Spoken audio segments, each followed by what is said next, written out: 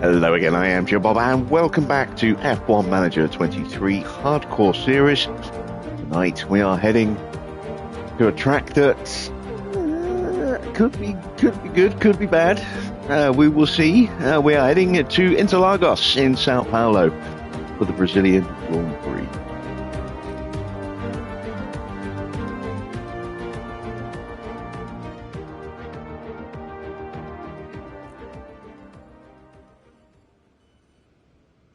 Evening, Derek, Joshua, Mr. Watter, Ben, good to see you guys, and Dino's here as well. And straight off the bat, Mr. Watter has blurted out already the news that I was about to share with you, but who cares? Yeah, we have a release date finally for F1 Manager 24. We were talking about this last night, saying we'll probably find out in a couple of weeks. We found out today. It is coming out on the 23rd of July, which is just before Spa. Spa starts Spa is on the 26th of July this year, and has a release price of £29.99. There is also a deluxe edition, which has a 10% discount if you pre-order with PlayStation Plus, which is £35.99, and that has a couple extra little bits. But let's go through the listing on the store before we start going any further in this. So, pre-ordering the standard version of the game will get you an exclusive F1 2024 show car preset for use in Creator Team. That's your pre-order bonus for the standard version. If you go with the deluxe edition, to say $35.99, 10% discount, it is normally $39.99.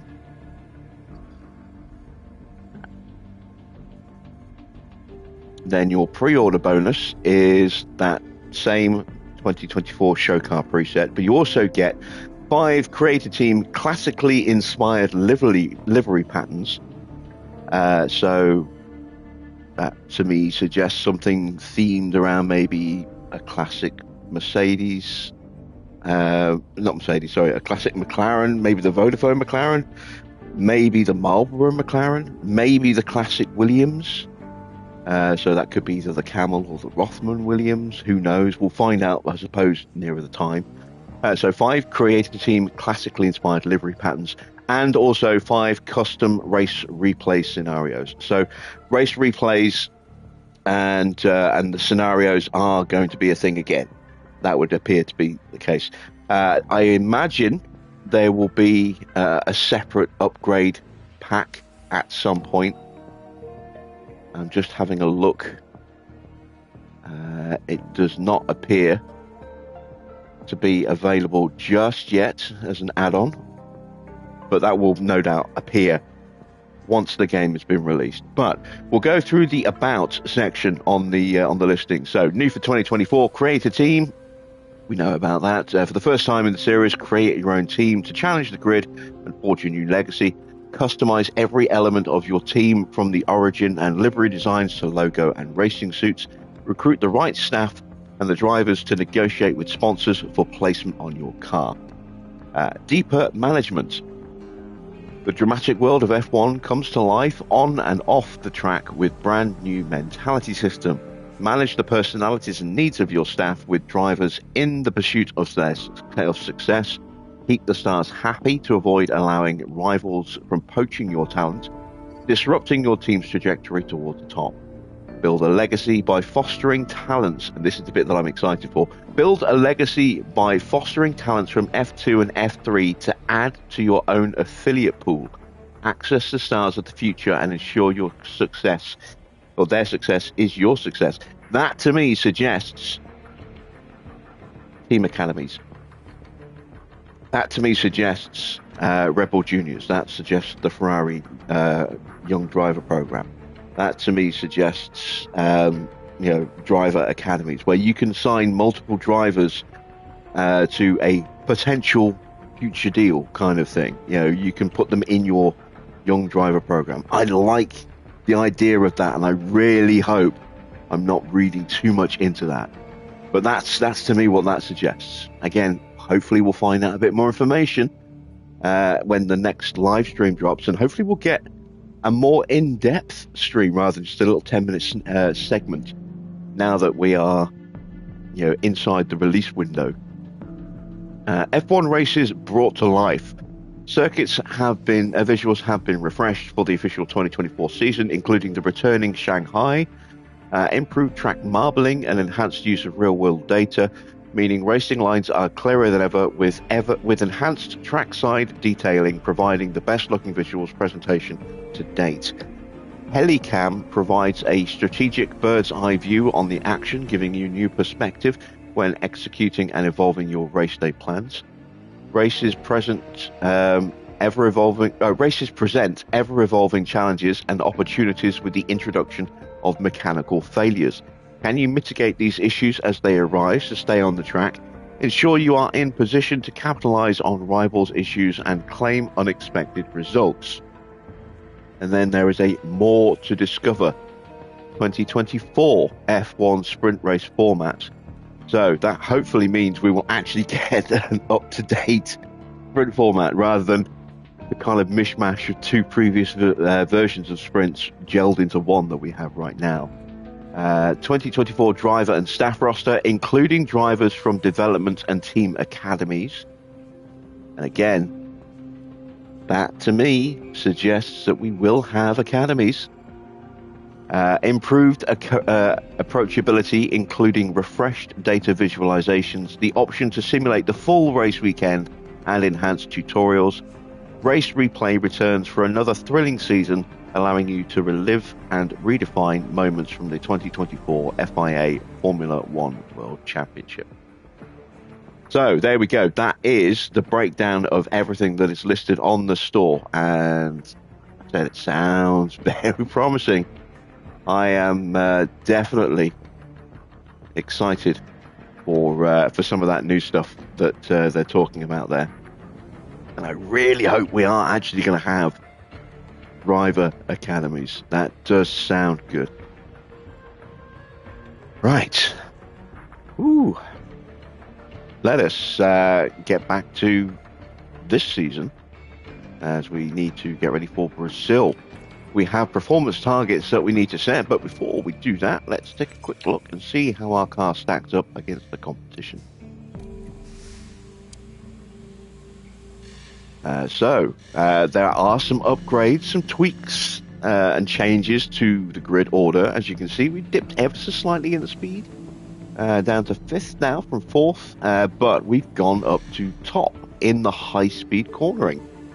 And our dirty air, I think, has improved slightly as well, maybe. So, again, looking strong. I am really enjoying the fact that our car is in a really strong position still. We don't have to worry about parts, so let's get some targets set. We do have weather on the Sunday. That is potentially going to make things tricky for Isaac. Let's go both cars into Q3, both cars into Q2, and the incentive is a nice and simple 2 in the top 15. Fastest lap there. Let's go for 2 in the top 8 tonight. Finish position streak 1 in the top 15 for 2 races. It's only 2 races, unfortunately, which means we will not get, assuming that we complete the streak, we will not get a new streak for Abu Dhabi. There are only 3 rounds left, and there you can see we've got 3 races to go on our quali streak, which is 2 in the top 10 for 4 races, 1 down so far. Right, let's head to Sao Paulo.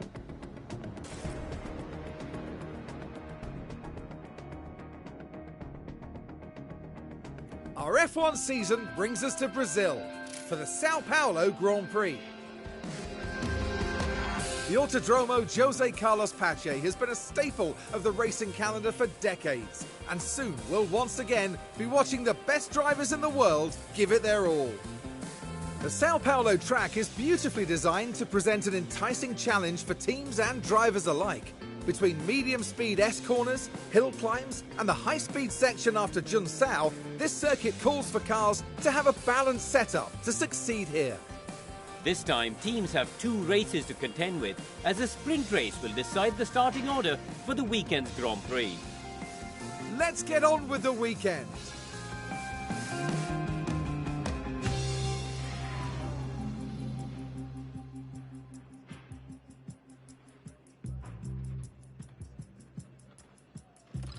Right, as always on a sprint weekend, we have very little time to get the car sorted before we go straight into qualifying and then get locked into Parc Fermé. So hopefully we can nail this the first time.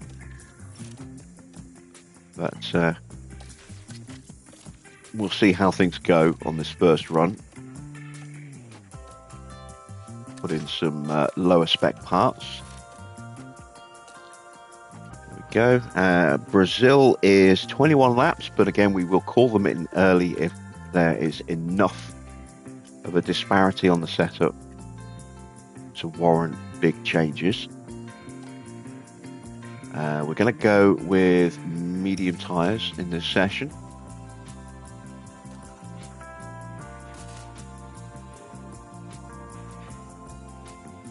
In fact, I'm going to... Yeah, soft tyres won't last, unfortunately. Thought about it. Not at this track. Let's see, let's use that engine. Again, keeping the 67% in reserve just in case something happens. Really hoping it won't. We'll go with that ERS as well. Again, keeping the 40%, which is about to tick over, in reserve just in case something happens to our main. And we'll go with that gearbox again. So we've got a little bit of life left in this gearbox should something happen to it. We'll probably race the new one tonight. Okay, so setups. Let's start with Ollie.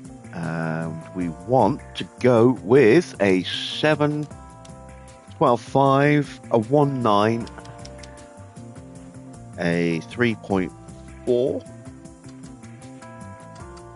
and a 0.65. Let's go. As for Isaac, we will go, excuse me, a 6.5, a 13, a 3.7, a 3.25, and a 0.15. There we go. And let's get them both onto the track.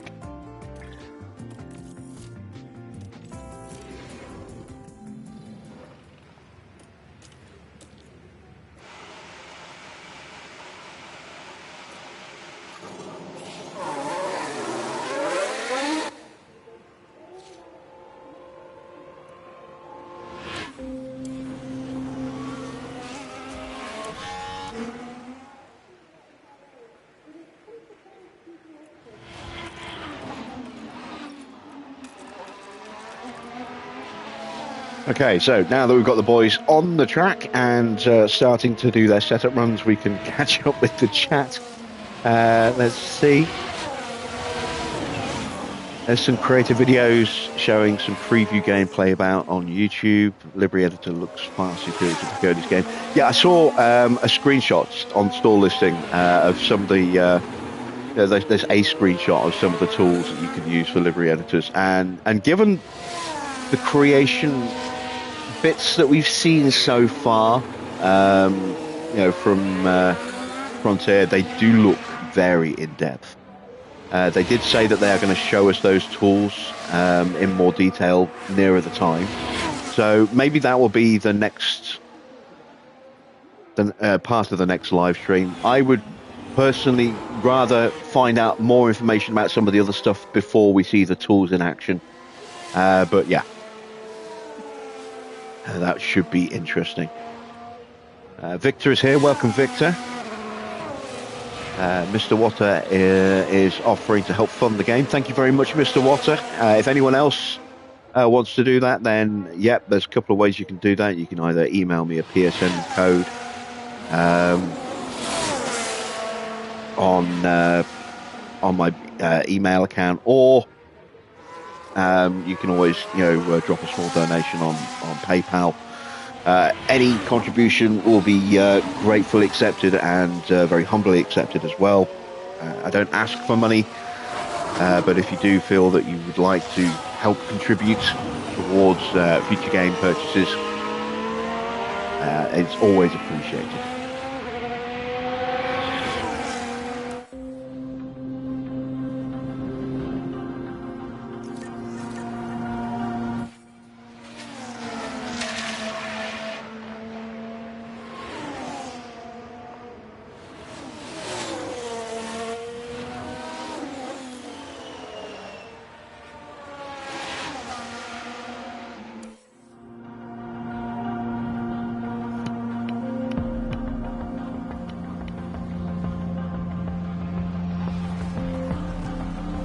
Need to change my lighter soon, I think.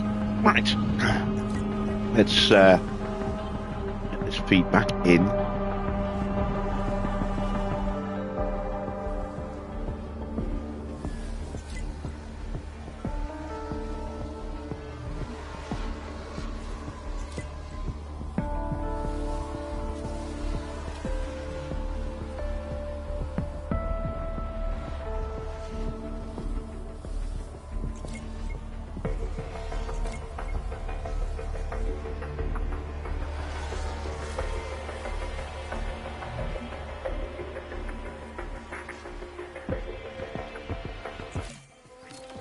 Let's have a look. 82%. That needs too much work.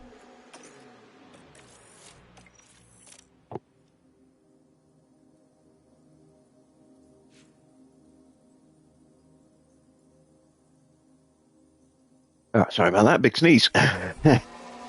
So that is Isaac on the way to the pits. Now, will I get feedback from Ollie before he gets to the pits as well?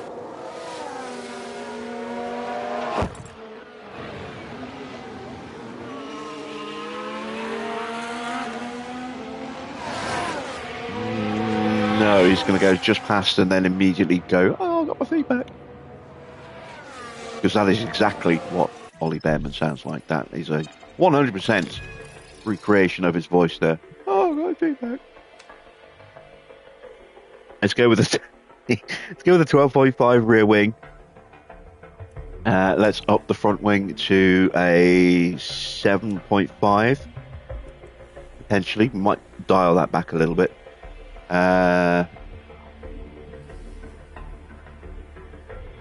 have to wing this one, I think.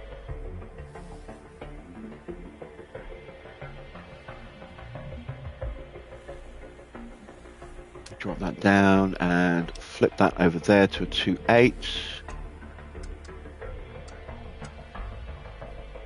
Switch that over that way, bring that to there. Yeah, I'm going to go with that. I like the look of that. Let's whack some extra fuel in.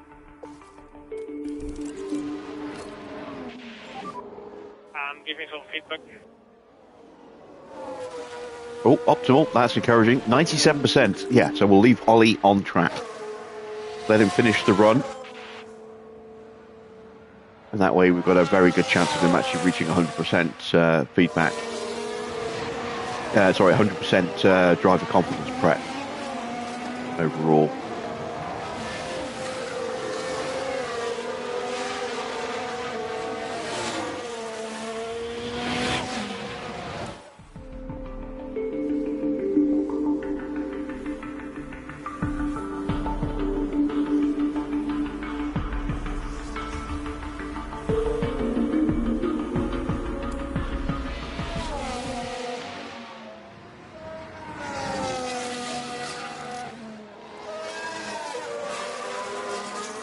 Isaac is coming back out the pits.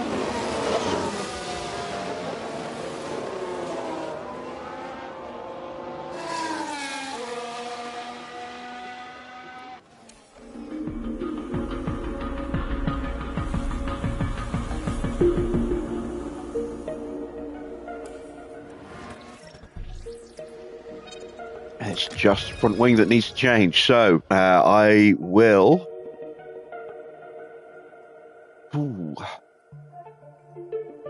which way to go on that. I'm going to go with a 7.5. I'm going to push that up. No, pull that back. Go that way. Everything else looks good.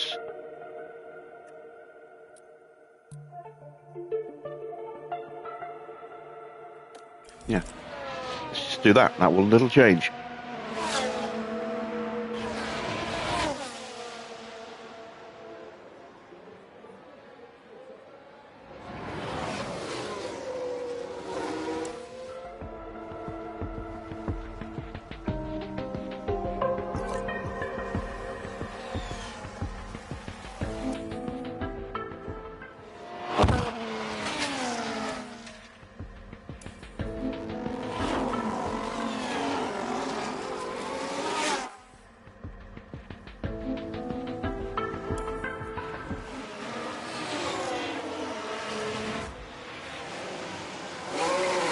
And there goes Ollie Behrman back onto the track.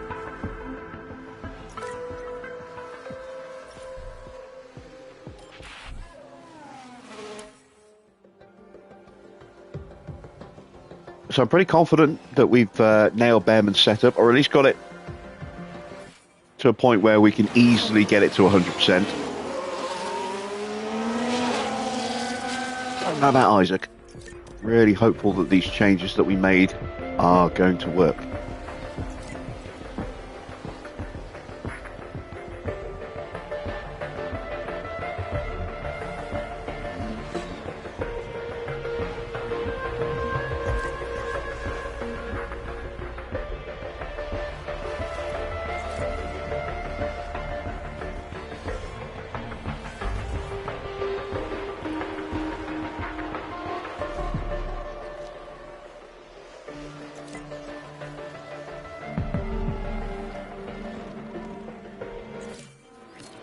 And they haven't.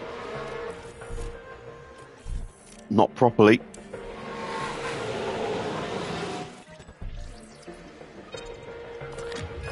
But they have narrowed the window a little bit for us.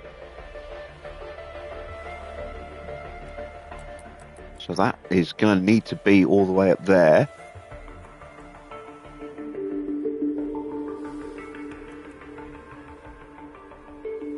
I'm wondering if that is actually a 2.8 or if that is... I think that's still a 3.7, maybe.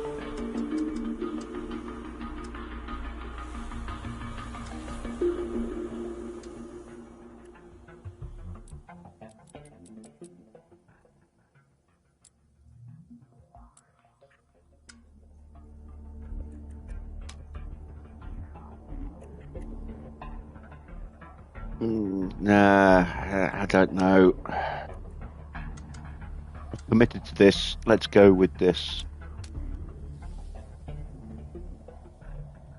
Push that up to a 7.5.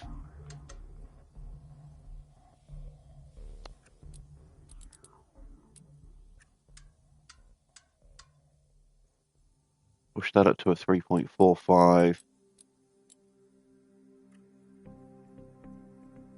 Let's go to a 3.5. Yeah, let's go with that and hope that that's going to do it. We'll get some partial feedback. Won't be enough.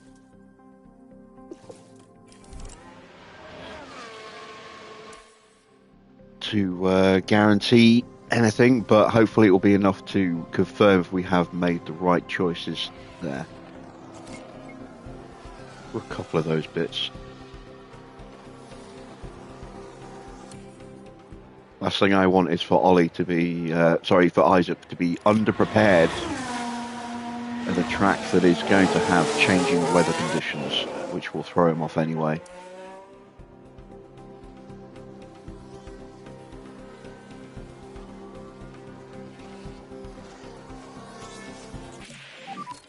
Are you happy with the car? There we go. We did make the right choice with Ollie's little tweaks. So he's sorted. That is excellent news. We can only get one car sorted. It makes sense to for it to be Behrman's. given that he is in that title fight and he is a slightly better driver overall than Isaac, I would say, especially in these wet weather conditions. Oh, could have kept him out, but never mind.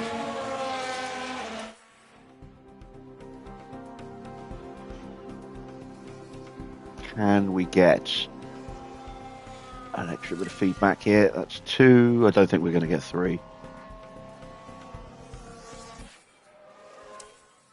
There is the flag.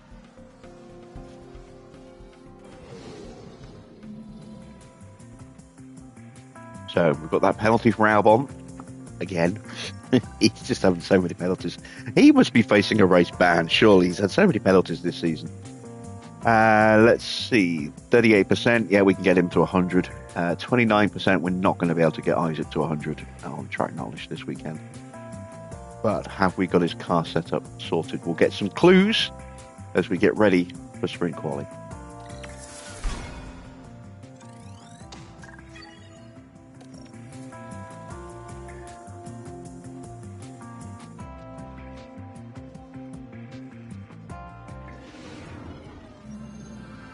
Welcome everyone, qualifying for the sprint awaits us, and we're raring to get going. Just like a normal race qualifying session, drivers will battle it out for their starting grid positions, but this time it'll be for the upcoming sprint. It hasn't been a great showing from the team's drivers so far. Neither will want to be left behind, and I'm sure they'll both be looking to pull ahead today. Let the competition commence.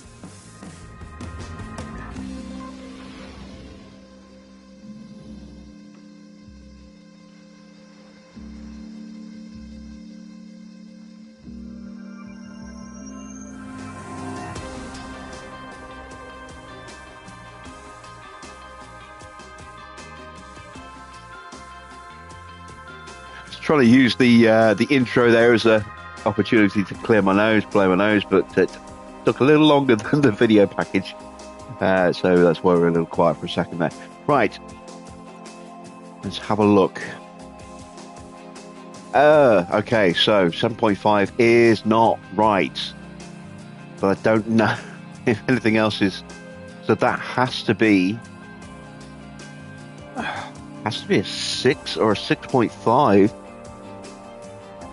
Which again is making me question the traction.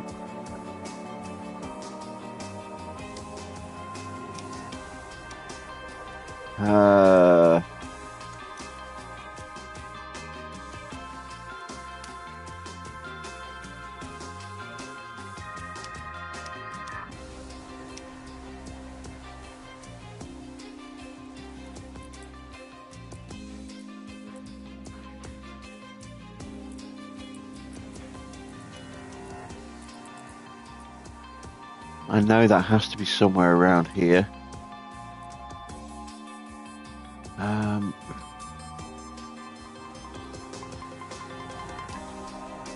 That's too much of a change for the straights to stay accurate. I think I'm going to have to go like this. And now I think that's too much of a change on the cornering.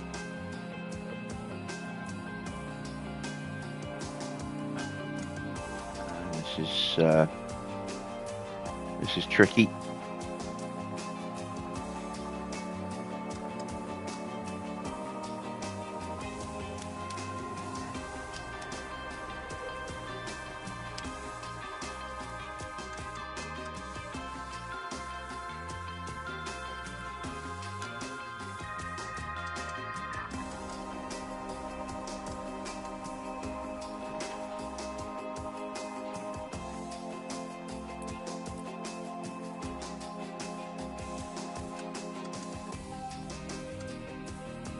It can't be that. It can't.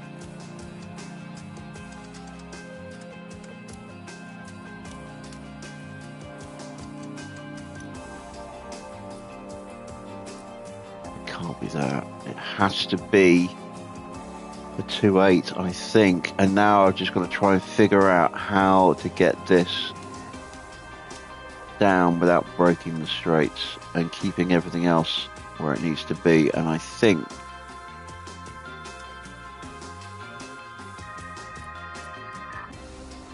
that's my best shot at getting this.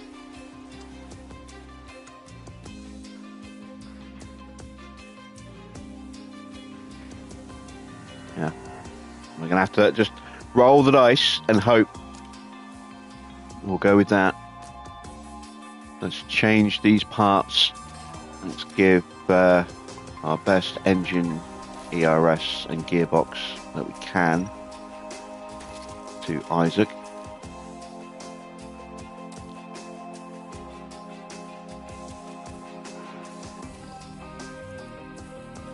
Much easier for Ollie.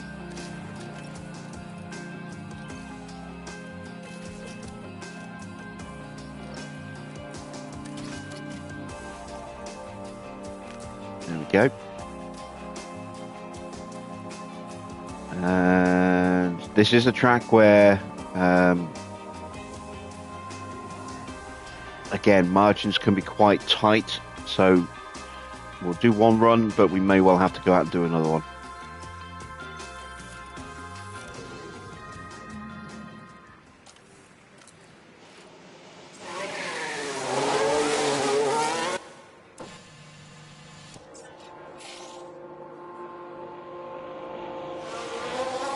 And with the uncertainty over the setup and the fact that Isaac's engine is slightly less powerful, we will make sure that he's the one who gets the slipstream.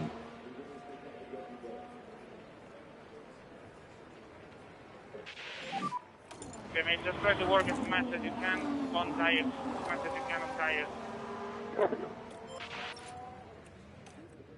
Setup is a little bit lower, which to me suggests maybe we've got that slightly wrong. We can always tweak the front wing during the rest of the weekend to just try and find a little bit more, but that's all we can do. We are now locked into Parc Fermé.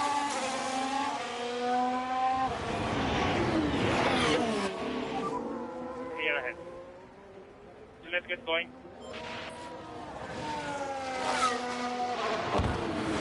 Given that we are supposedly getting the new 2024 sprint format in its entirety in the new game, I really hope we also get that relaxation of the Parc Fermé rules that we've got this year as well, so that we can make changes between the sprint and the race.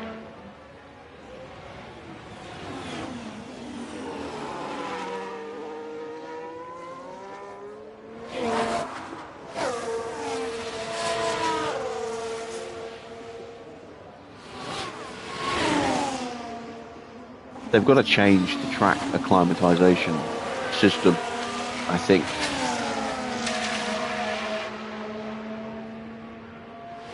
Given that there will be no second practice at all on sprint weekends for the 2024 season.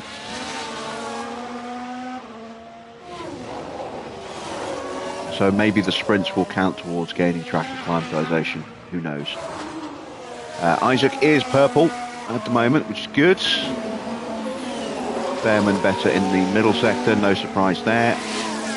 But Isaac should get a mighty tow here up to the line.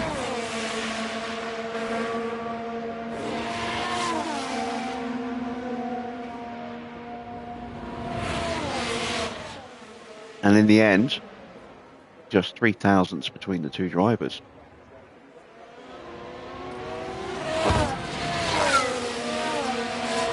Look at the difference in confidence. That's what happens when you go top as opposed to going second. Huge difference there. Right, is that benchmark good enough?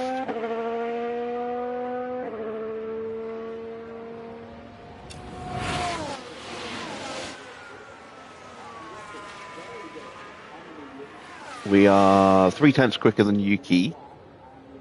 That's not too bad. Magnussen is just coming round there. We've got, is it Zhou? It is. Zhou is starting his flying lap, I think. Was he finishing? He's starting. So we'll see what kind of pace Joe's got. He has been quick recently. On the one lap anyway.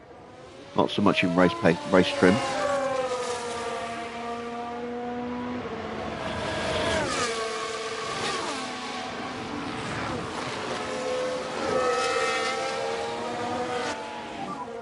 We're ready to the box.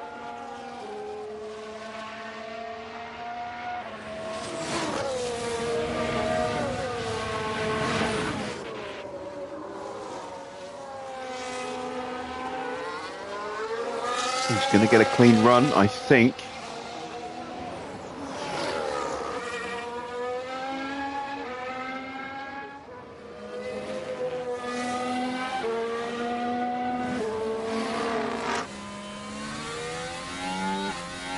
Might possibly get held up a little here.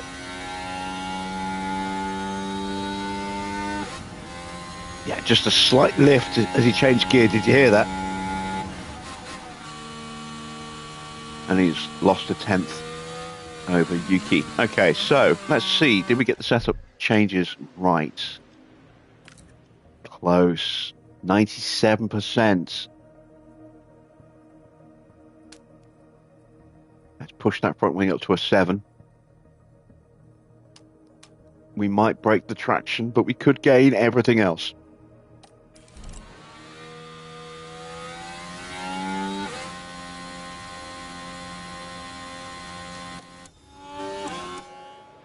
As George now starts his first flying lap. Gonna whiz through, make up some of the time we spent talking about the release schedule, and he is within a 10th. Norris isn't looking amazingly quick. Here is Charles Leclerc.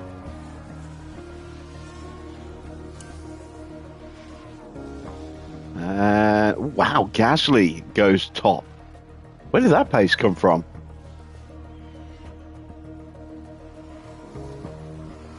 Max is down in 8th. Where's Piastri? Piastri is in 5th. Schumacher in 9th.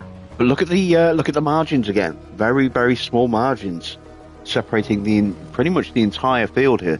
Just half a second separating the top 15 here.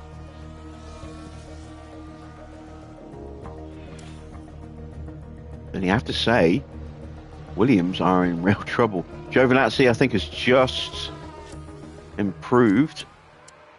No, he's just starting a flying lap.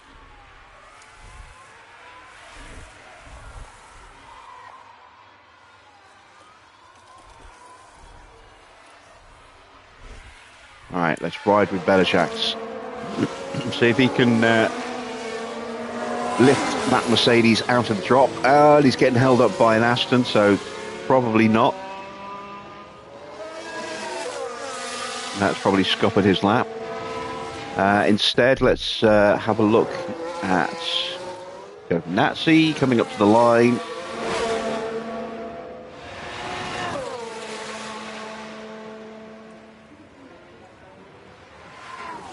And Giovinazzi is out.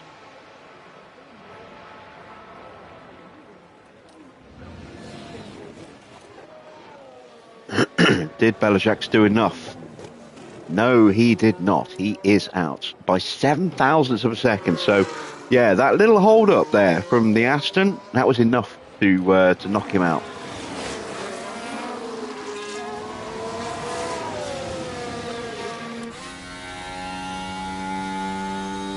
Zhou is getting a slipstream here, so this is a good chance for Zhou to get through. He's tucked up behind one of the Alpines.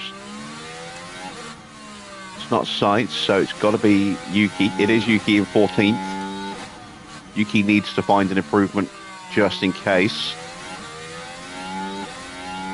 Still have Magnussen and Maloney looking to improve as well, so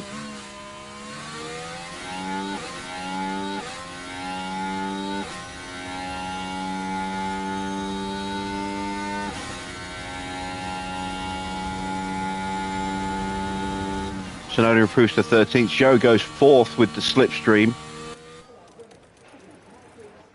So now it's on Magnussen and Maloney. Here comes Maloney.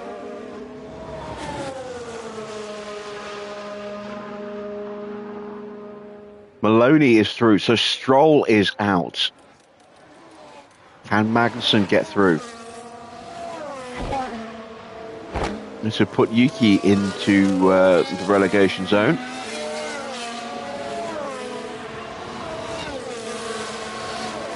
He's got Porsche behind him, I think. Is it Porsche or is it... No, it's an AlphaTauri. Magnussen is out.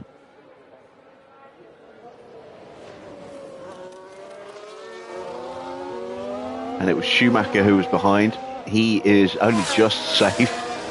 But we're going to say goodbye to Stroll, Albon, Belichick, Giovinazzi and Magnussen. And look at the contrast there.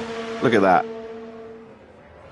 First to 15th, 3.5 tenths. This circuit always throws up very, very tight, fine margins between getting through and getting knocked out.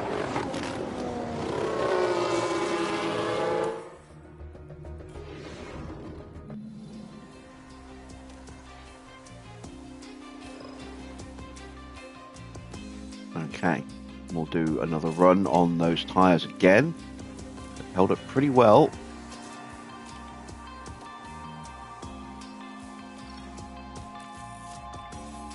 And I'm going to go with 2 flying laps this time.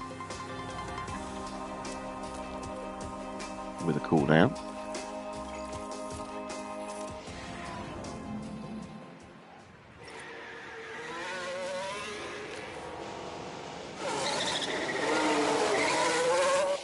And are we close enough there to the back of Ocon? Might be.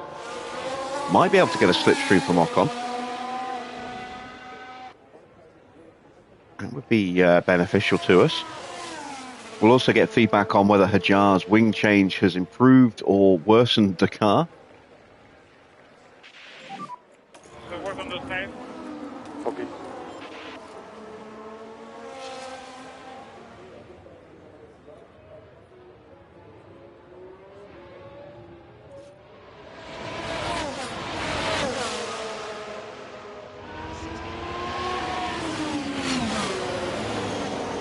But Max not looking quick again.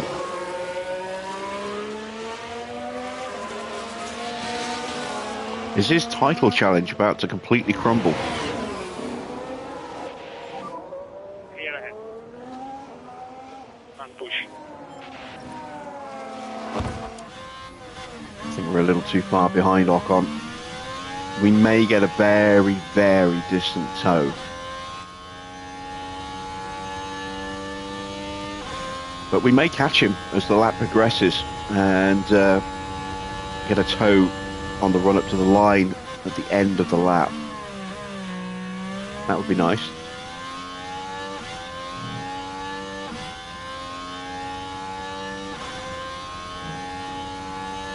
Not going to have to deal with traffic on this lap.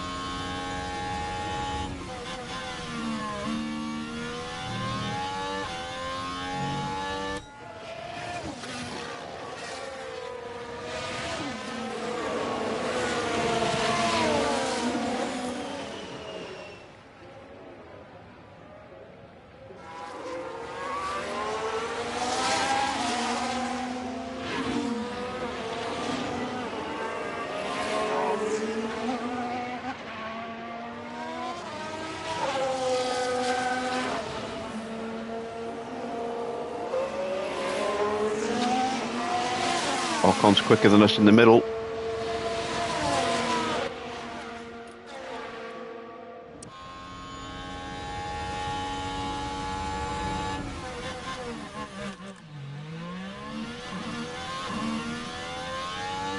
And tight margins. Hajar top by just 61 thousandths of a second. Behrman half a second slower. Oof. And we've got, who is that just popping out in front of us? Is that Teo? It is. So, Teo is about to do his warm-up lap. That should give Isaac a slipstream.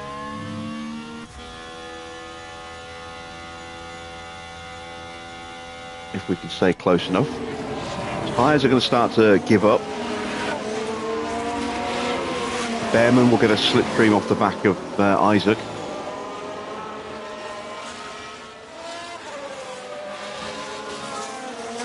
And I really don't know if these times are going to be good enough to get us through.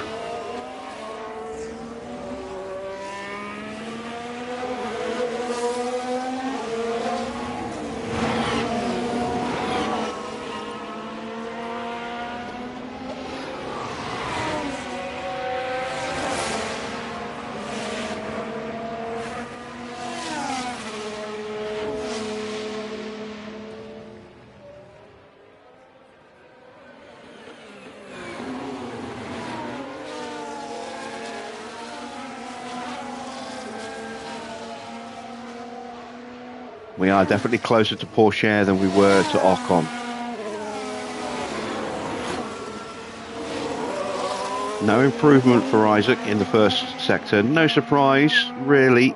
He was really tucked up behind Ollie. Ollie's definitely improving, which is good because he's half a second off at the moment, and that will get him eliminated.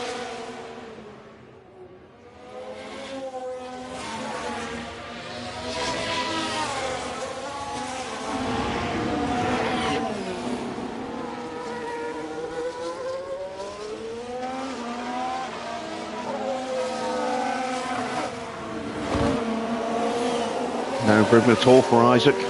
Okay, I'm all right with that for now, as long as Ollie gets the improvement. Looks like both of our drivers are out of battery. Yeah, that's why we didn't improve. Okay, so we can't really do 2 flying laps with a cool down lap. We are going to have to run again. We've got enough left in the tyres. I don't think we do. Ocon going out again on brand new tyres.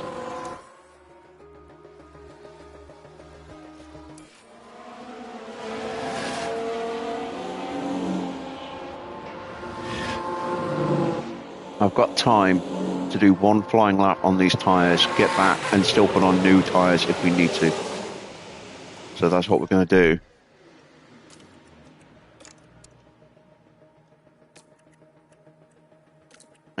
We did make the car worse.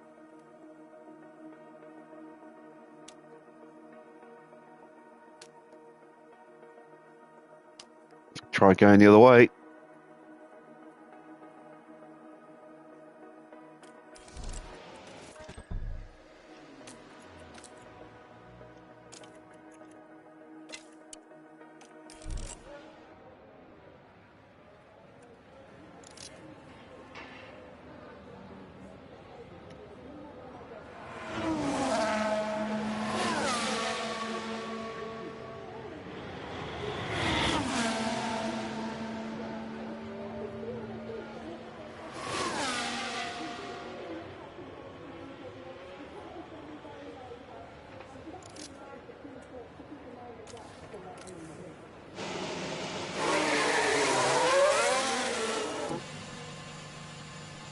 Damn it. Behrman's in front of Hajar. Hopefully they'll switch over, but stay close enough that the slipstream won't be messed up.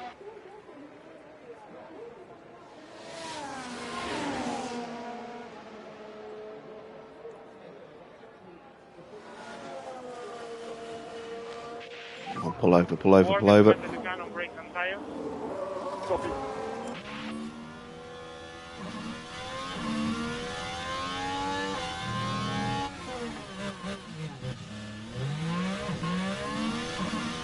Okay, that was Leclerc whizzing through, I think.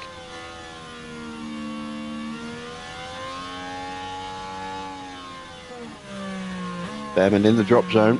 Can we improve enough without the need for brand new tyres? We need a solid slipstream run here for that to happen. Norris is being held by Ocon slightly.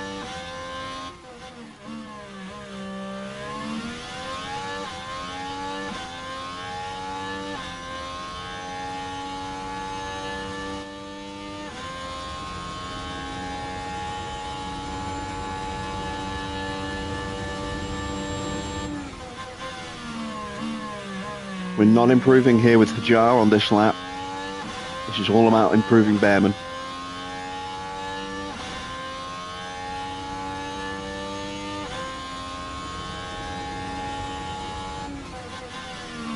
And that is an excellent start.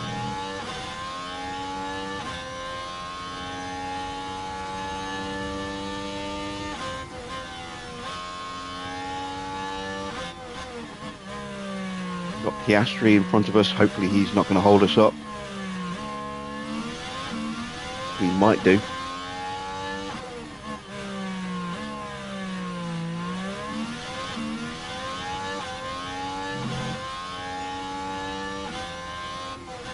Doesn't matter if he holds up Hajar as long as he doesn't hold up Behrman.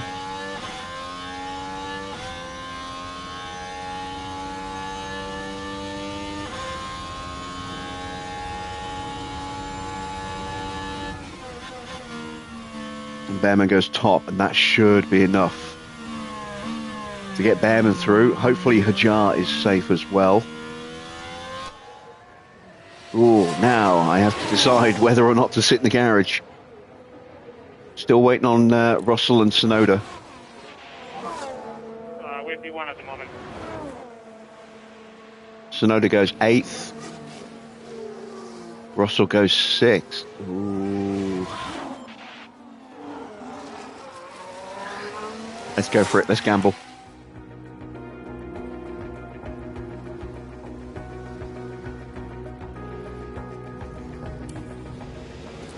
Charles Leclerc is the driver at risk at the moment.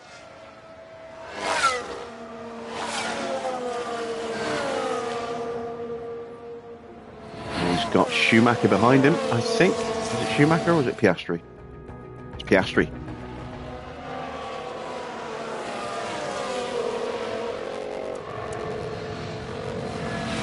Schumacher's just starting his flying lap.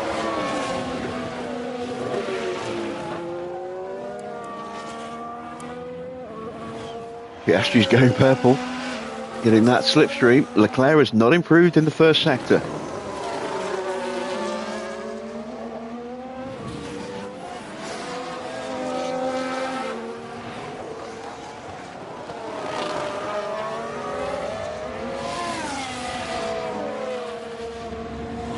This is a very quick lap from Oscar.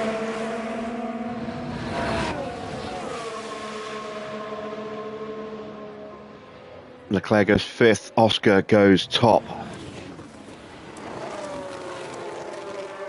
By 0.4 of a second. Whew. Yeah, that slipstream really worked out nicely for him. Sainz. Here comes Schumacher. Schumacher's out. That's a surprise.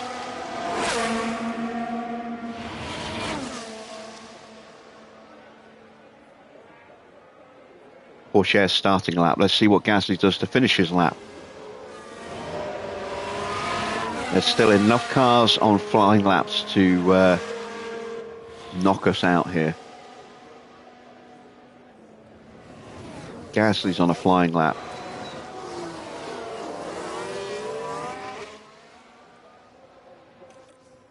Ocon is done. He is currently through.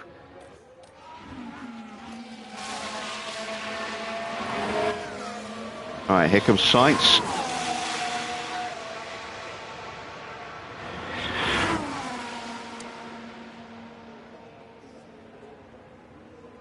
Sainz moves up to 5th. That knocks us down a place.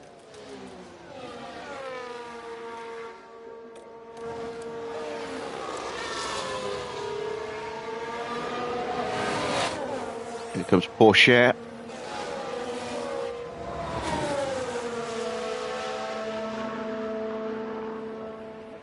Porsche knocks us down a place. It's getting iffy. It's getting nervy.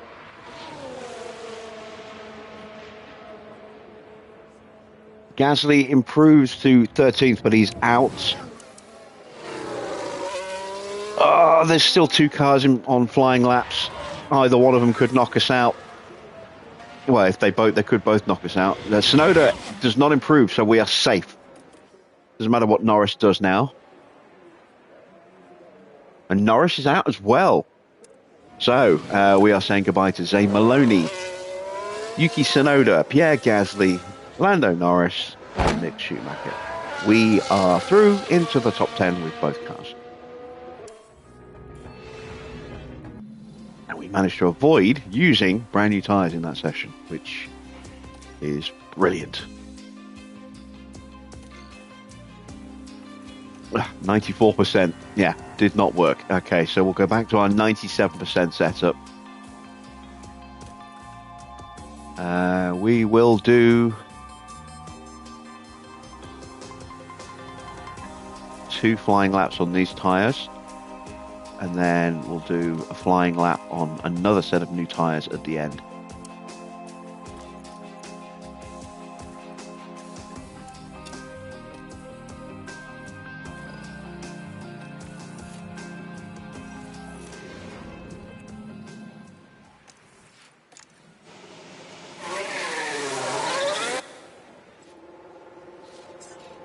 All right, so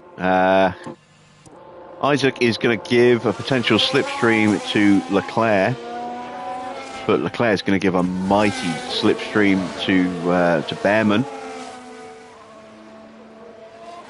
And Piastri is going to get a mighty slipstream from Behrman.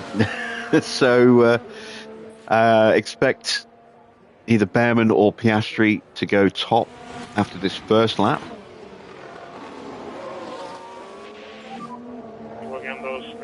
We will try and switch our drivers over if we get the opportunity for the second run.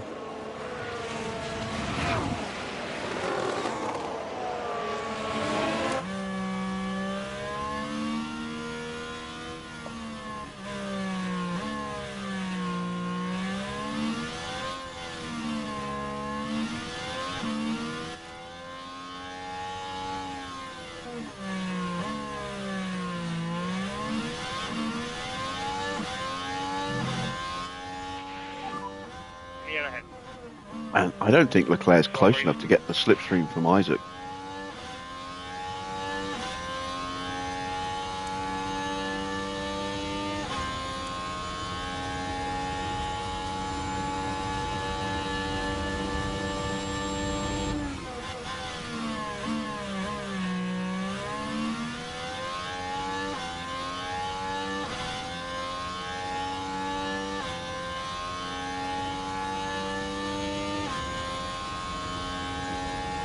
Leclerc is quicker than Isaac in the first sector. Behrman's quicker than Leclerc, and Piastri's quicker than Behrman. So it looks like Piastri's going to go top. He looks a little closer to us than we are to Charles.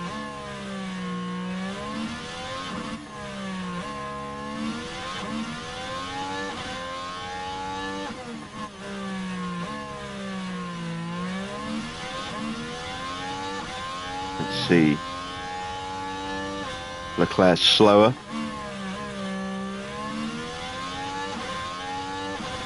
Yeah, Piastri's quickest in the middle sector as well.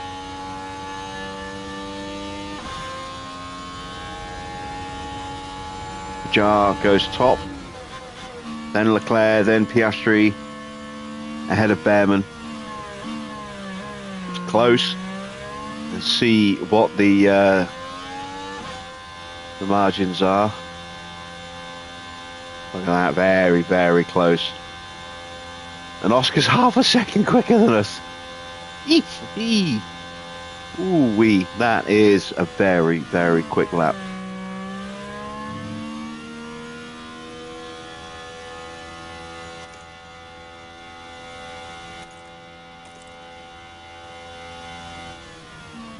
Hopefully we've still got enough in the tyres and enough battery to actually improve on this next lap.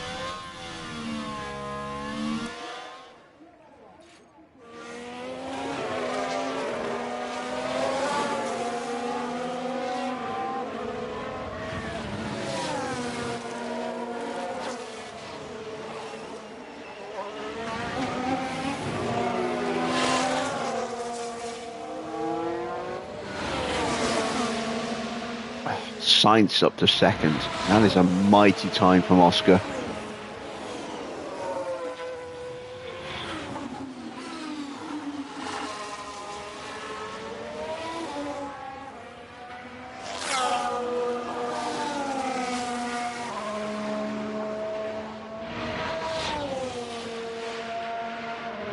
And I doubt either driver's going to improve here on this lap, unfortunately.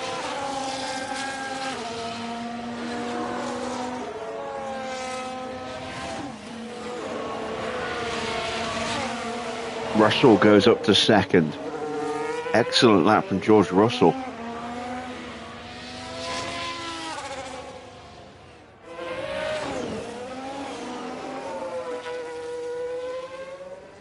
Max is still in the garage. No, Max is on track.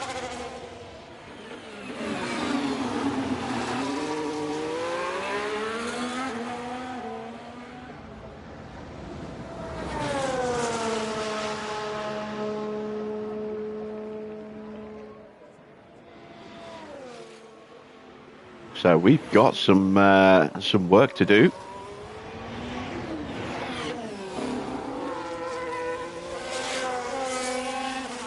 And Max is only good enough for ninth. He's a second off. If you take the slipstream out of the equation, he's half a second off. 6/10 slower than George Russell. That's a good lap.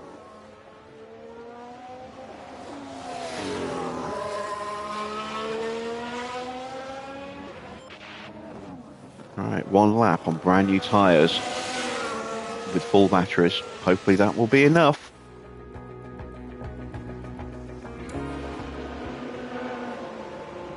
If we want to get both of our cars up to the front, we are going to have to pick our time, our release time just right.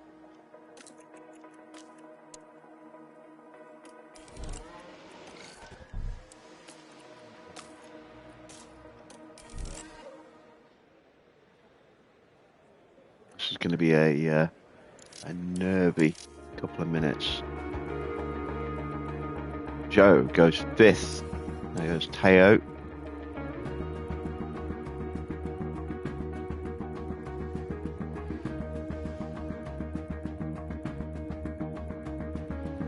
There goes George and Sainz.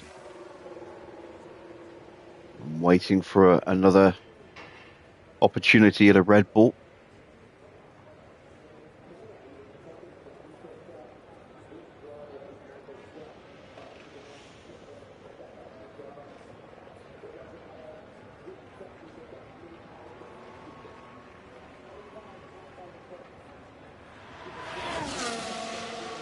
Porsche on its flying lap.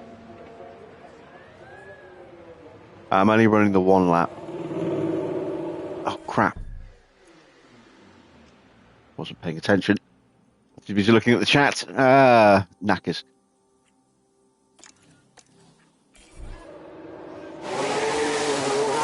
I'll be close enough. Please be close enough. I don't think we're close enough.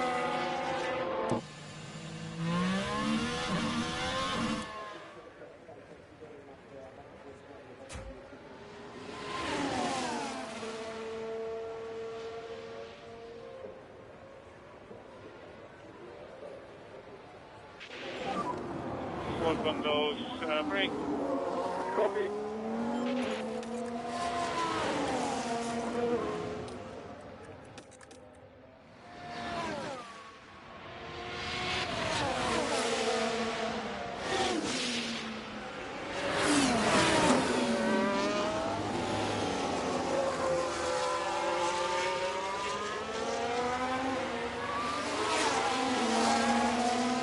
At the very least, we're going to give Isaac a mighty slipstream here. I don't think we're close enough to get a real benefit from the back of Leclerc here, fortunately.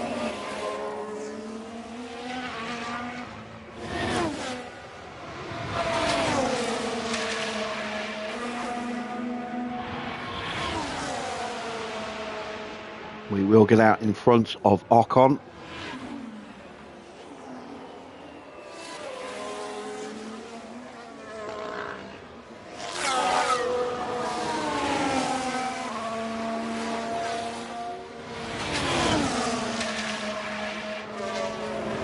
Isaac's too close.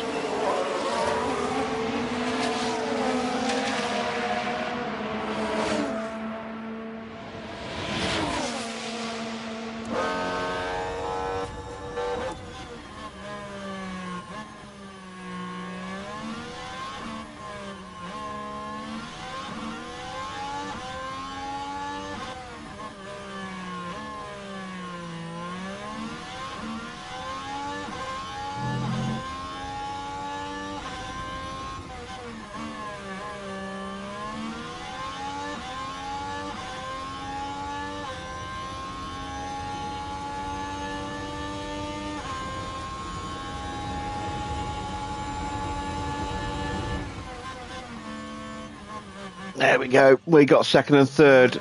That gap to Piastri was just too much.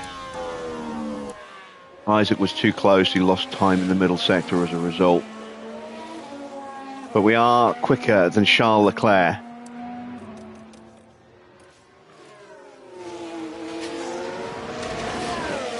Here comes Joe.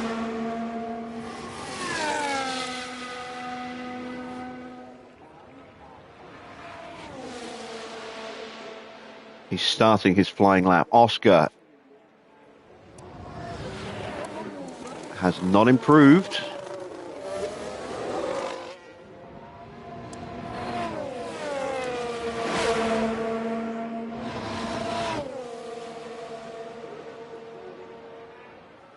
Max improves to third, splits our two cars. He managed to find a lap where he needed it at the end there.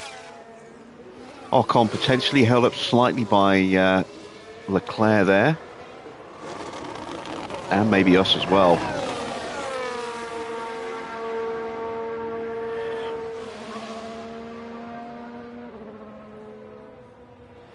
But he's good enough for fifth, ahead of Charles Leclerc.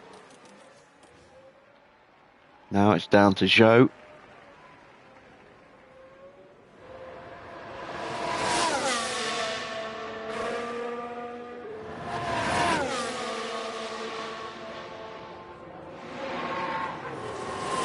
And he stays in 10th. So that is your top 10 order. It's another pole position for Oscar Piastri. 2 in a row now. We are second and fourth. Max will be tucked up behind Oscar. And let's get ready for the sprint. Oh, well, no, wait. Let's do second practice first. That might be... might be a good idea. So we're going to want a lot of fuel. We're going to want 44 more laps of fuel.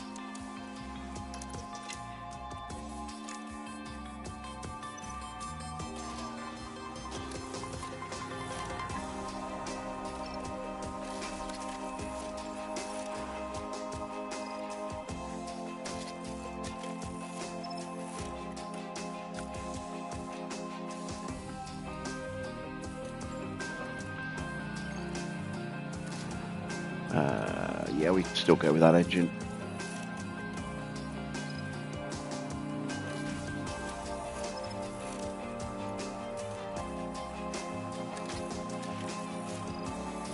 And we'll ring the neck of that final gearbox there. Again, we'll go 44 laps.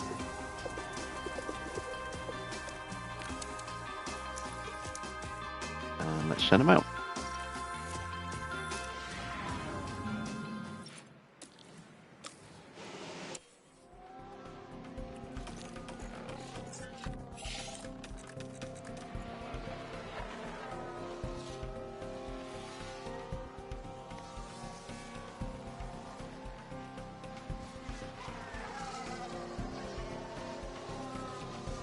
So the sprint's going to be dry. Don't know whether or not to use softs or mediums. I think I might use the mediums. We'll see. Depends on the wear rate. It might be better for us to run the softs, so that we've got that extra set of mediums available for the fluctuating weather in the race. We don't know how much rain we're going to get. We just know it's going to be light rain, so it will have inter conditions at some point, I would imagine. But it could be wet for the majority of the race. It could be wet for just a small part of it.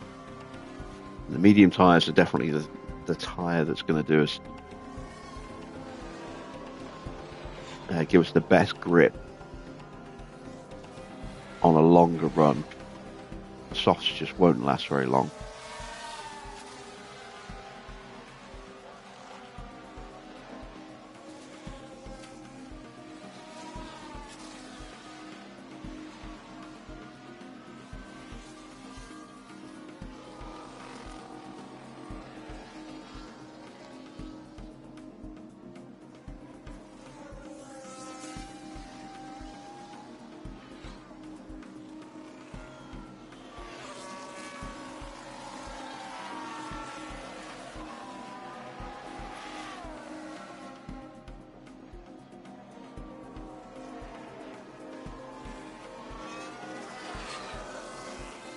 Piastri has a chance of winning, but his tyre wear rate is not great.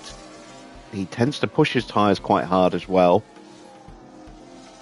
The fact that he's leading from the front will give him the best possible chance in the sprint, because he won't be running in that hot, dirty air. But Max is going to be up there. We know how consistent he is.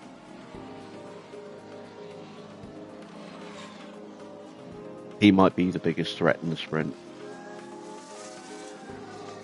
I think there's every chance that Piastri might just run out of tyres towards the end. And then when it comes to race day, again, got to factor that the Red Bulls are probably going to be the strongest threat.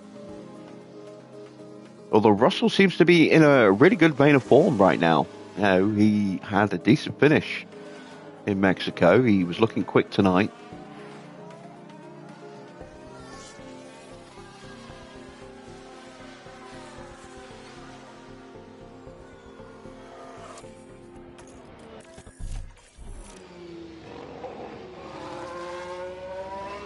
We are well short on fuel for Isaac.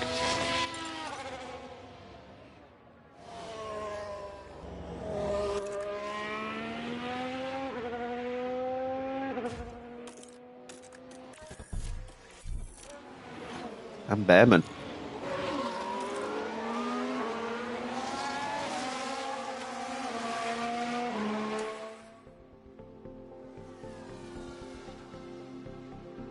Hopefully we've saved enough to keep them out till the flag, but I don't think we have.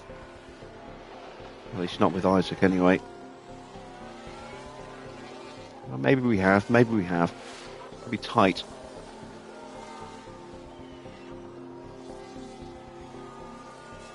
Yeah, we have just. Whew. That was close.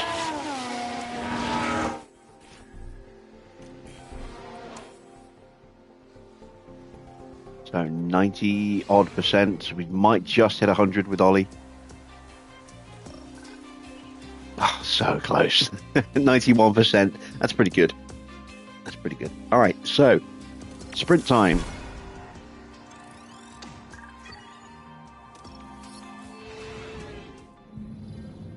Welcome back as the drivers gear themselves up for today's sprint, the results of which will determine the grid for the Grand Prix. And after a season of sprints, this is the last one of the year. This circuit is certainly no stranger to overtakes, so I think we're in for a good one. Points go to the top finishers in the sprint, and with no mandatory pit stops, it's all about the racing on the track. Well, no doubts there'll be plenty of action today here at the Sao Paulo Sprint.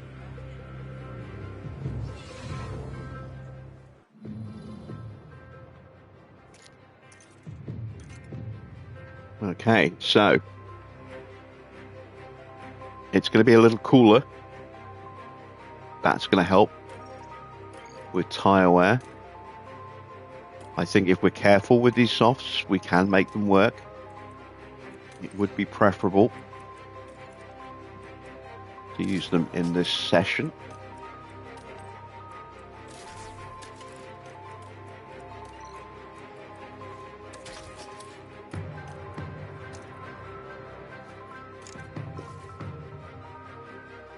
Gonna go with 2 extra laps of fuel and just hope we don't get a safety car.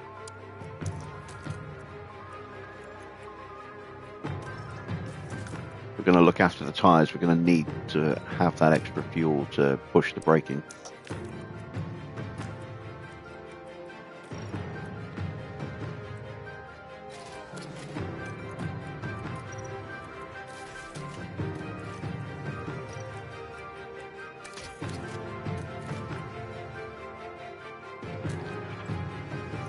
Do I have that spare chassis now? No, not yet. Okay, so we will have it for Sunday. So we've got through to the point where if we do damage the chassis now, we should have a spare tomorrow. I think, if I've worked that out right, we'll have a spare tomorrow to replace it without the need to incur emergency manufacturing. All right, let's see. Can we convert second and fourth into first and second in the sprint? 24 laps around Interlagos awaits these drivers in what should be an entertaining sprint. The 100-kilometer dash around Sao Paulo is typically packed full of overtaking opportunities, making for a thrilling event as the season nears the end. Forget the scheduled pit stops today. It's all about racing.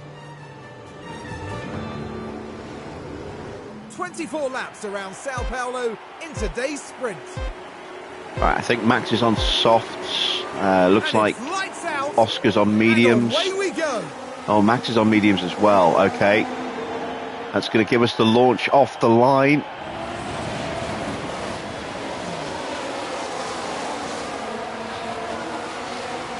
Isaac moves into the lead. Ollie should be able to get past Max. Can we even get past Oscar? Yes, we can. It's tight. It's very tight. And there we go, we've done it.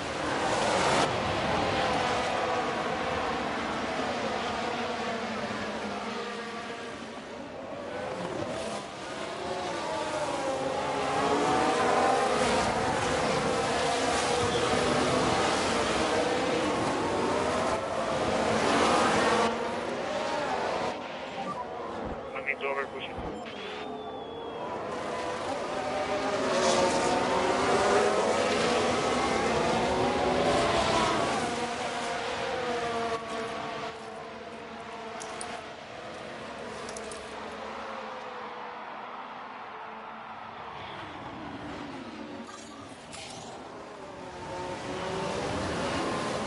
We might even have broken the DRS there on Oscar.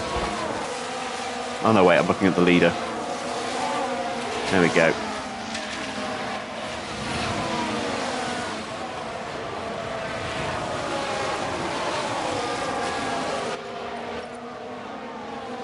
Do not fight.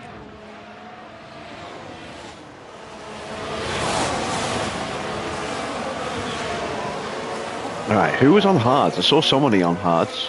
Maloney, Joe and Stroll all on hard tyres. Joe Milazzi on softs at the back of the grid. He might burn those out before he has a chance to really do anything in the Grand Prix.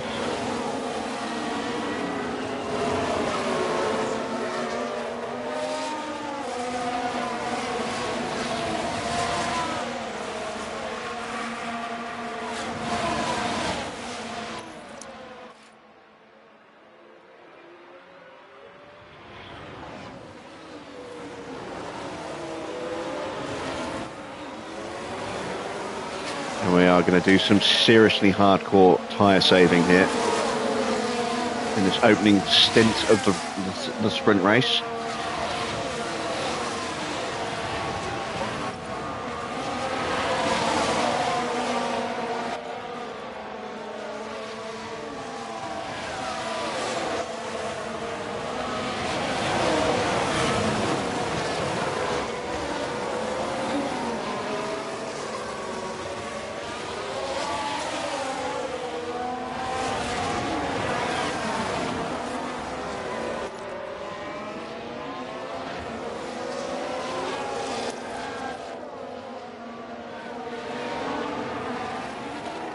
We are going to leave Isaac in neutral defence. Neutral overtake.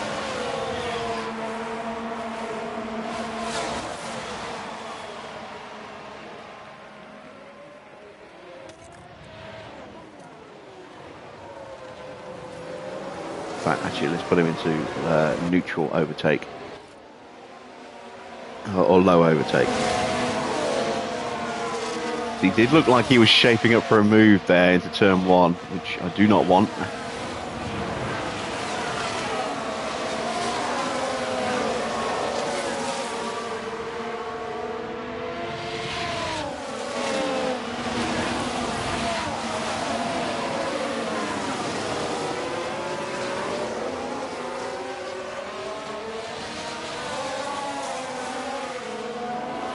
I have to say I'm a little surprised that nobody else really, apart from Giovinazzi, went with soft tyres.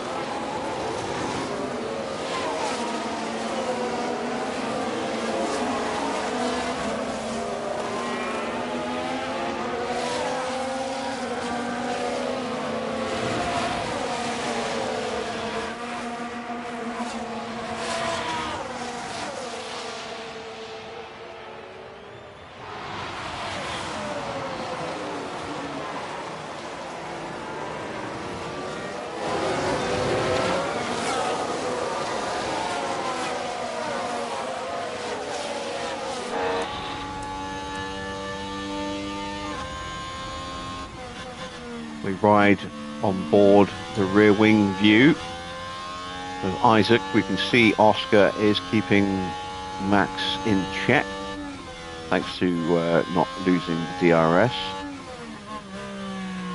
Are there any gaps opening up? Everyone's still in the train so far. That's going to make it hard for anyone to move up. Unless they start pushing, in which case Isaac could get caught napping. Got to keep an eye on Oscar. He starts to push, then that potentially leaves both of our cars a little vulnerable.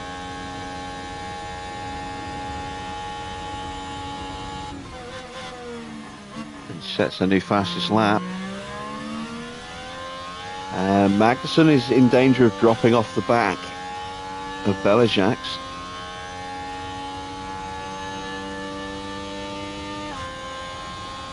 And Oscar is starting to look a little bit feisty. And try to go faster.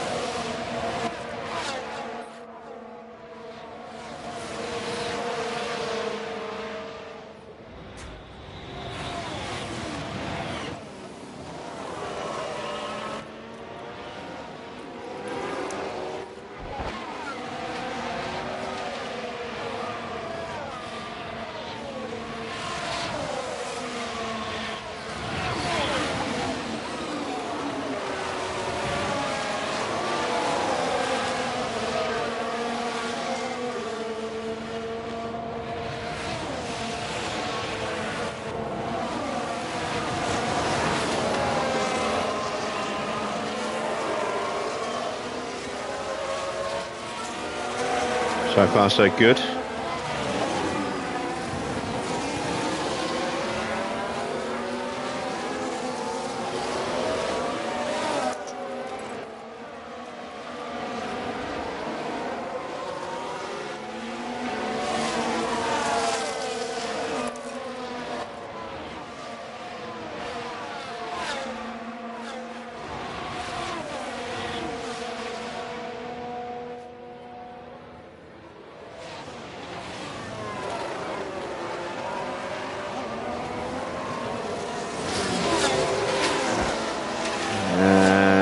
Here comes Oscar.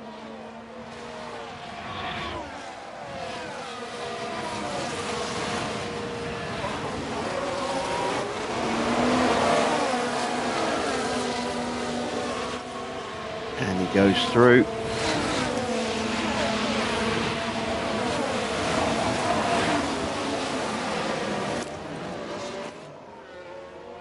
And he's pushing on. He's going after Behrman.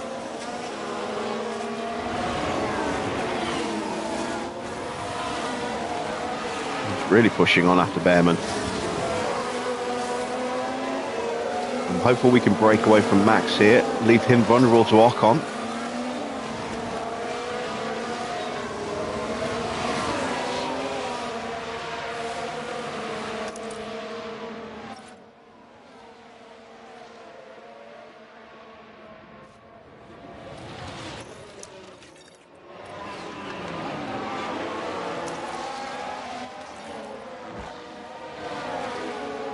There we go, Piastri has moved through into the lead. We'll let him stay there.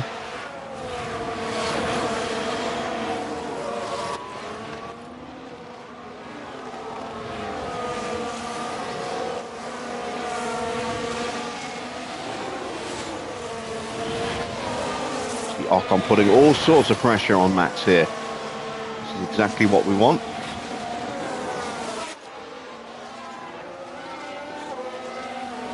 Max is closing up again.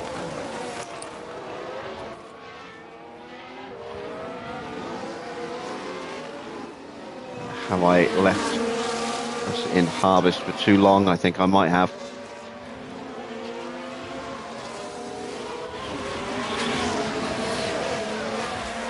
There we go, got the DRS back.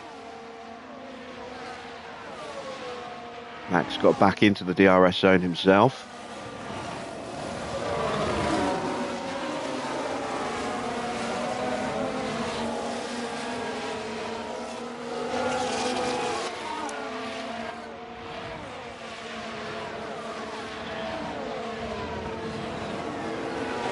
Now is George Russell in the background, having a look at the back of Charles Leclerc.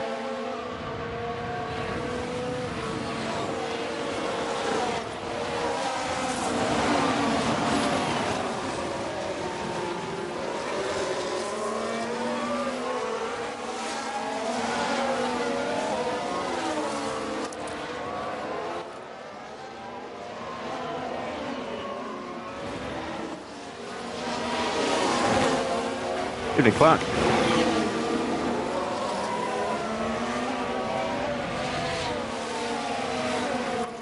Yeah, things are good. Things are very good. Thank you for asking. Yeah, I wonder where Baron is as well. He might turn up at some point.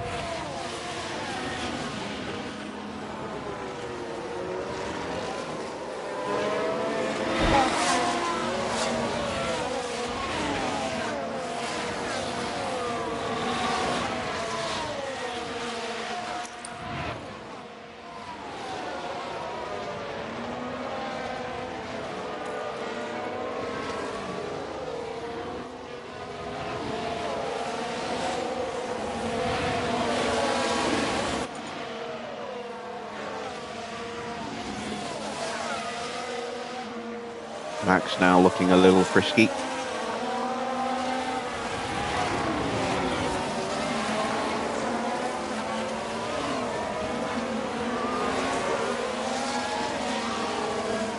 Just biding my time. Check tyre wear. Again, you can see Oscar's tyres have suffered more than most. We still have a nice healthy advantage over the cars behind us and an even bigger advantage over Oscar.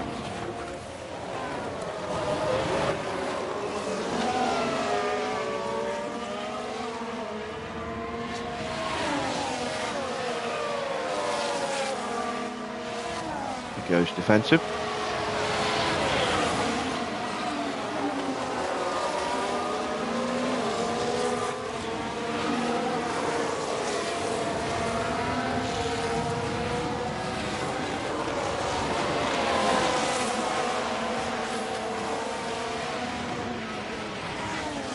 Have I seen the new trailer? I haven't seen the new trailer yet, but I have seen the all the information in the release, because obviously they announced the price and release date today. So I've read all the info on the store. I just haven't watched the trailer itself yet. Didn't have time, unfortunately, before the live stream. I woke up from a nap about 15 minutes before I needed to start the stream, so.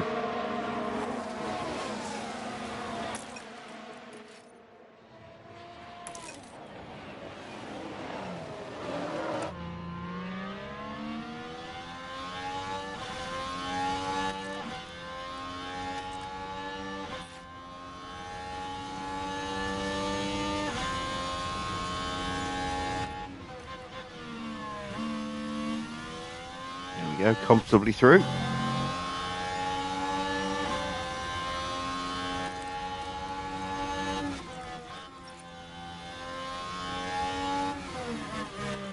Let's not go overly aggressive.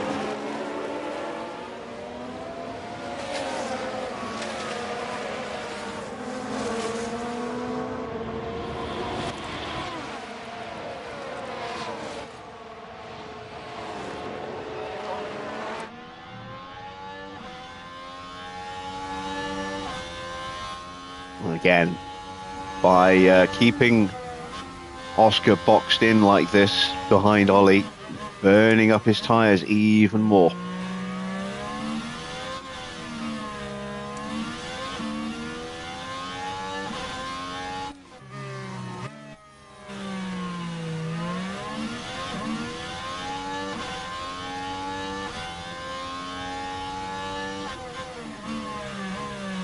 Got a big old gap opened up now. Something happened that I missed to break up that queue.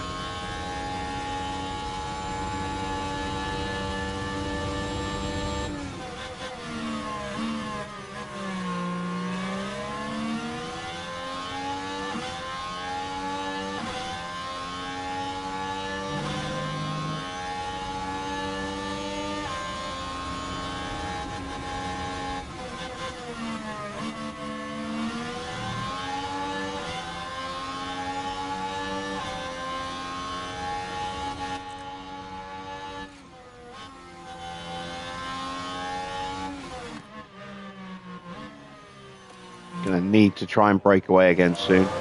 Yeah, we've got some big gaps opened up. Joe now 3 seconds off the back. Maybe he's just lost the DRS and has just dropped away as a result. We've got another gap. Albon has got a 3.5 second gap to Schumacher.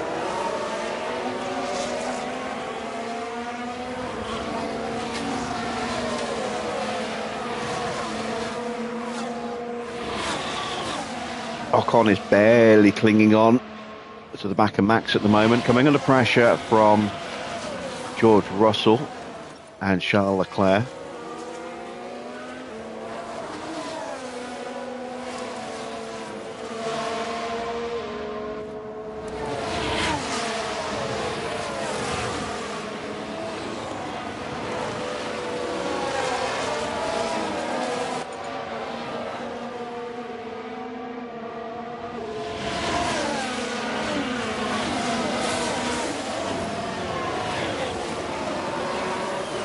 Still just controlling the pace nicely here at the front. Oscar's tyres starting to really give up now. They're below 60%. Max and Ocon's tyres have just clicked below 60 as well. Another couple of laps and we'll try and break away.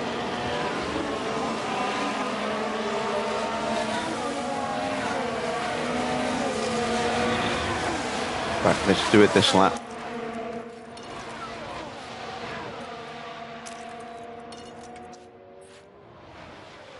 Oh, yellow flag.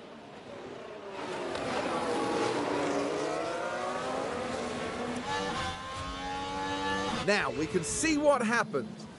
And if we watch Magnussen... Oh, yeah. We've seen a few Doing go a off little the bit of track lawn mowing there. That won't do.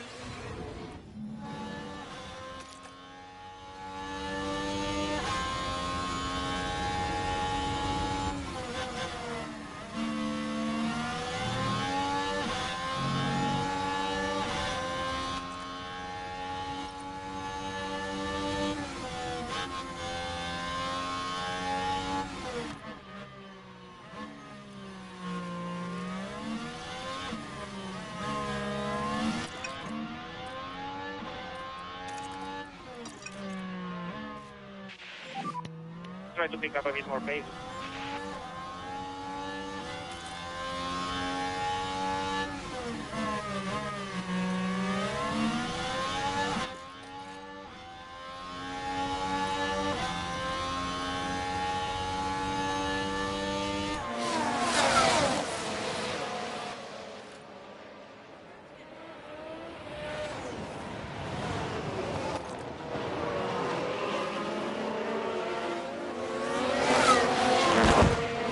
There we go. Isaac is back through.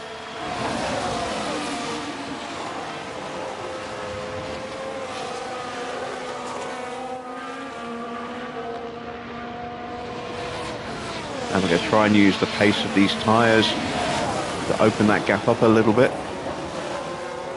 Russell has got past Ocon. He's up to 5th place now. But is out of range of Max. So is not safe in 5th. We've dropped Oscar and we've put Max clearly behind him. Now this is a risk. This is the definite risk because it does mean that Max, yeah, there we go, Max has got through already. But maybe Oscar will get the DRS. He did. Will he retake that position? Don't want Max to get the podium. He's going to get the DRS again, is Oscar here. Can he keep his wheels alongside? Yes, he can. He should get ahead into turn 4.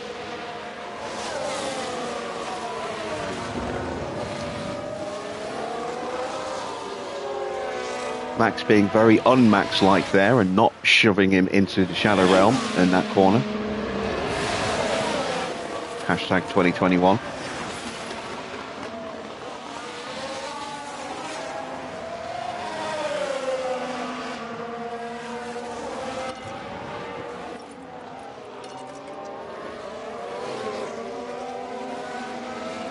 And finally, Oscar completes the move, or does he? Yeah, shuts him down. Junsao.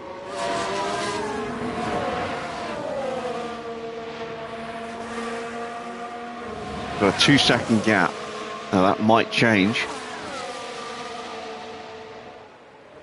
if these two start switching positions.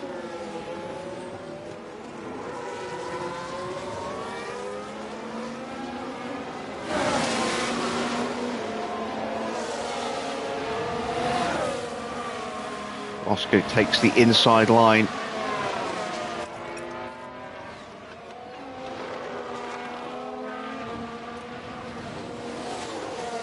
And the gap's now up to 2.5 seconds as these two squabble. Which is exactly what we wanted to see.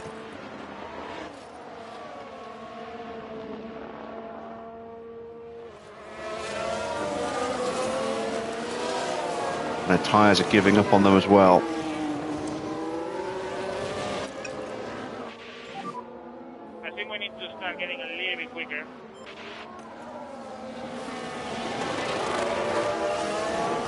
Come on, Oscar. Do your former team boss a solid. Take points away from Max.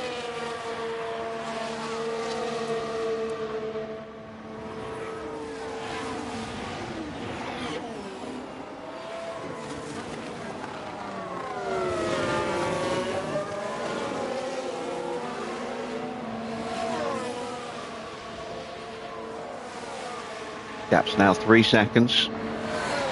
And we are pushing the pace at the front a little bit with Behrman, just to try and eke that gap out a touch more.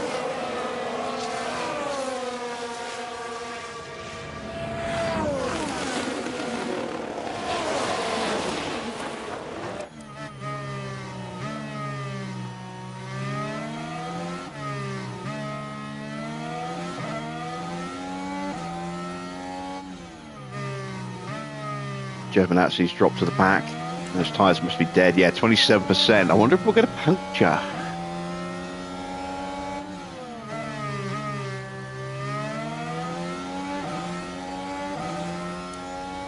It's a very strange way to say puncture, but yeah.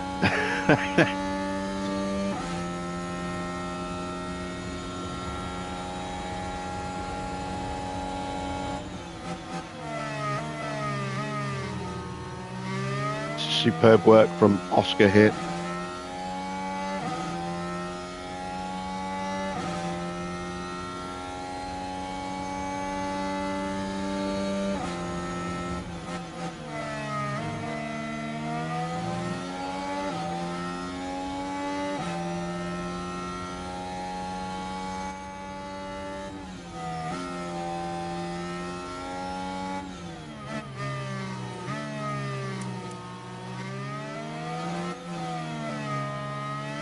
Tyres still alive. Giovinazzi.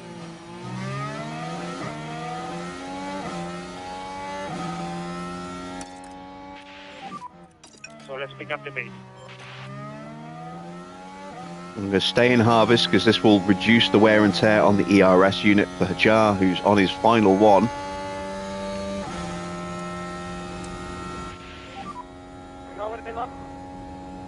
Two more laps.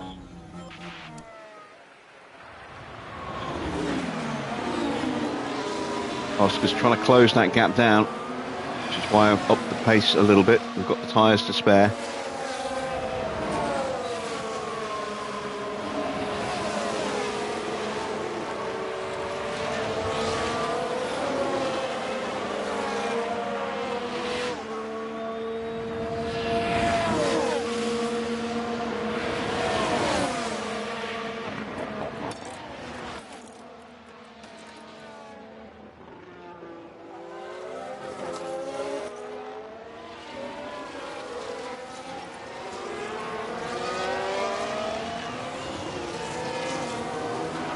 Leclerc still stuck down in 7th place. That's just 2 points for him. Max is on for 5, Ollie's on for 8. So we will increase the gap by another 3 points in the drivers if we can hold this position like this. Max making a lunge on the final lap. Gets through. Come on, Oscar. Oscar will get the DRS. Get him into turn 4, please.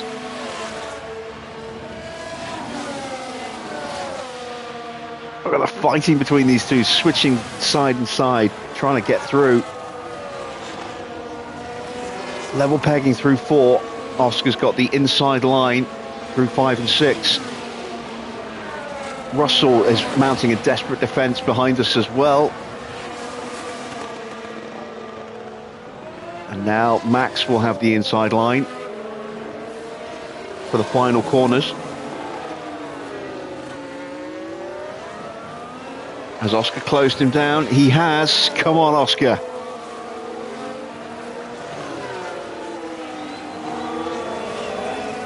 Now, it's a long run to the line. There is an opportunity here for Max. Can he get him? Russell's pulled away from Ocon. Russell is safe. Leclerc's not close enough. Oscar takes 3rd. Fantastic job. Well done, Oscar. The Alfa Romeo wins the sprint. A brilliant sprint win for the Alfa Romeo.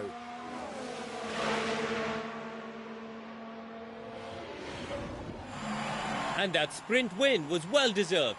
On to the Grand Prix now.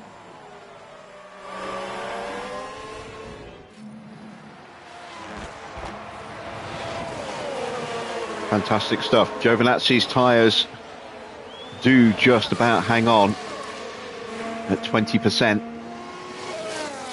We managed our tyres beautifully there.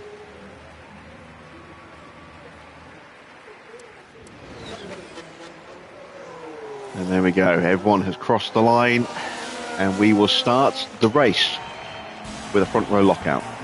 What a fantastic sprint win that was for the Alfa Romeo driver. And what a well-deserved P1 finish that was. Absolutely outstanding.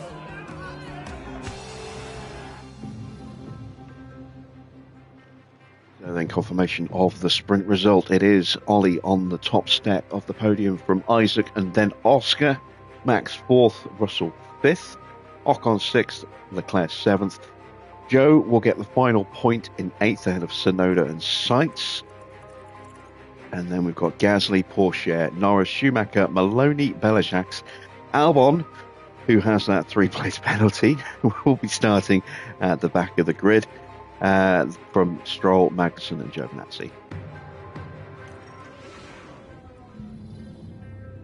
Tension continues to build here as race day begins. Brazil loves a home racer, and none more so than the brilliant Ayrton Senna. His victory here at Interlagos in 1991, fighting a broken gearbox, is one of the most emotional moments in F1 history. So, Karun, how do you think the Alfa Romeo driver is going to be feeling going into this race? You know what, Crofty? They're performing well above what's been expected of them so far. All in all, not a bad place to be. As ever, though, the teams will be paying close attention to their strategies heading into the Sao Paulo Grand Prix.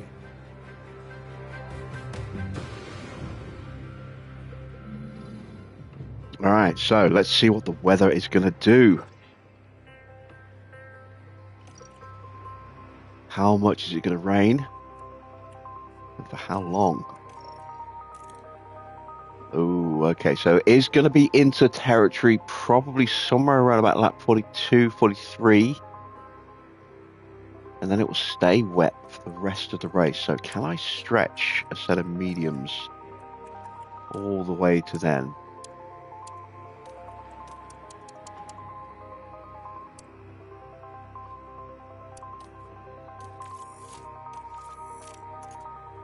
No.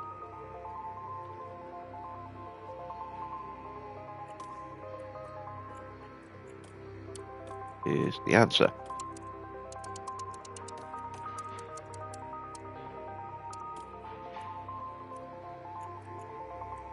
So, if that's the case, let's go soft to medium. So we get that launch off the line. And that will also give us a little bit of leeway, just in case the rain isn't quite heavy enough until around about lap 50. Yeah, so there we go, that's our strategy. 20, 45, and then to the flag. I'm a little concerned for Isaac in that period where it is going to be not quite wet enough, but not quite dry enough.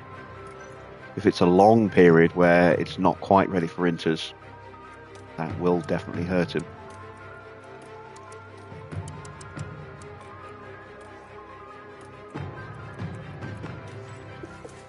Again, we're going to go with 2 extra laps of fuel.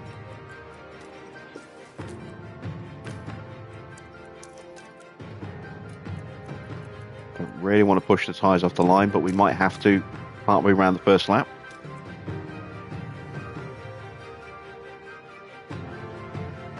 And let's see, can we convert a front row to a double podium in the main race?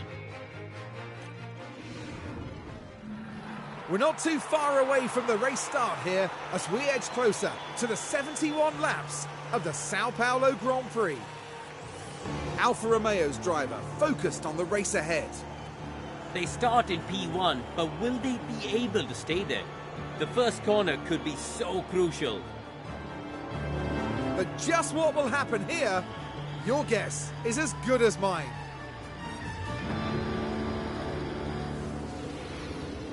And now, it's time for the Sao Paulo Grand Prix. And it's lights out, and away we go. Come much. Copy. Oh, look at that. Oscar and Max on medium tyres. Sorry, on hard tyres. Russell on mediums. Russell has got in front of Max. And I need to give Isaac a little bit more tyre just to get clear of Oscar here. There we go.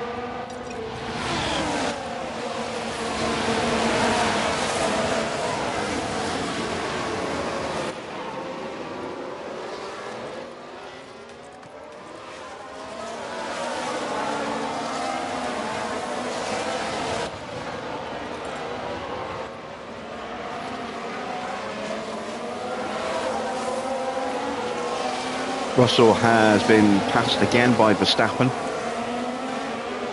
But this gives us an opportunity to try and break away, and it does mean that Max and Oscar are going to run very long. I wonder if they're going to try and run to the weather on those tyres.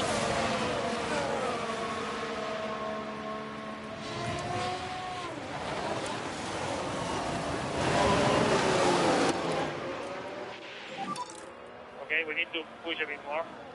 Copy. I don't think we're going to break away from Piastri, but we can break away from Max. Create a gap between him and Oscar. Especially with George sniffing all around the back of his gearbox with those faster medium tyres. That will hopefully drop Max down a couple of places. Tyres is Ocon on. Oops. Ocon also on the mediums. So yeah, we definitely want to try and create enough of a gap that those cars will have an opportunity to launch an attack. In fact, we've almost dropped Oscar.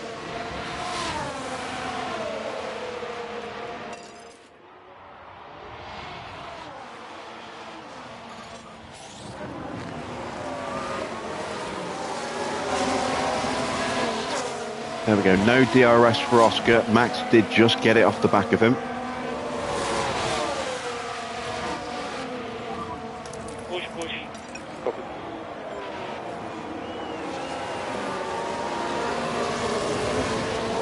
Oscar's pushing again. He's going to try and close that gap back up.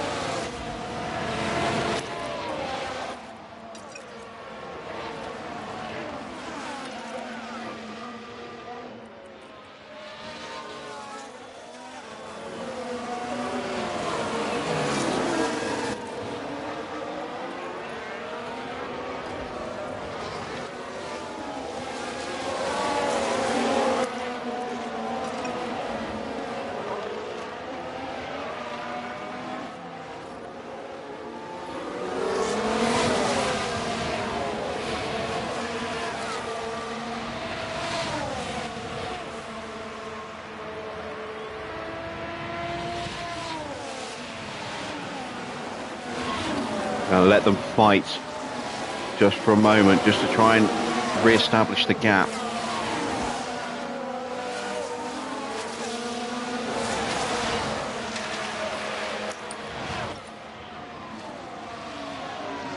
Evening, John. I've just seen some gameplay for F1 24.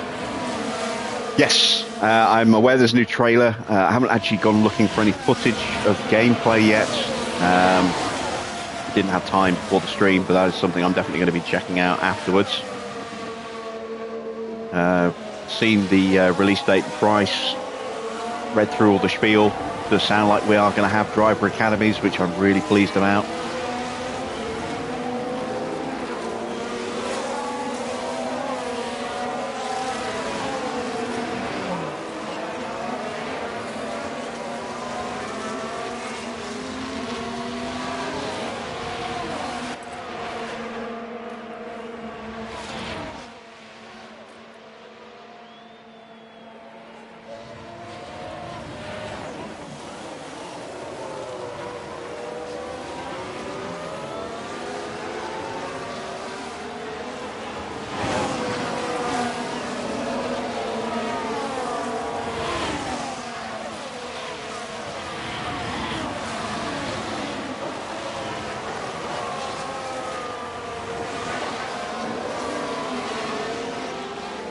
and we're not going to get the breakaway that I was hoping for. So we're going to calm things down.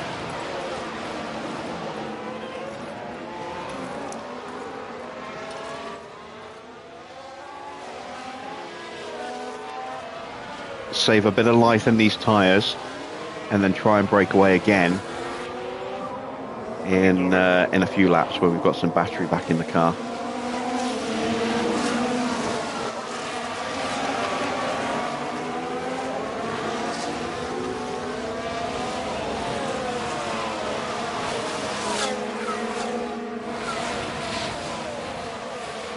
Russell is struggling to stay with Max.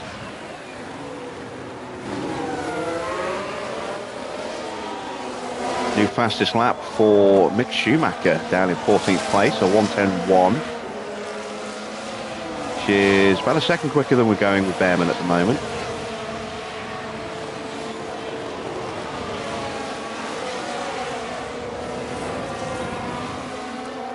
And looks like Piastri is ready to start attacking again.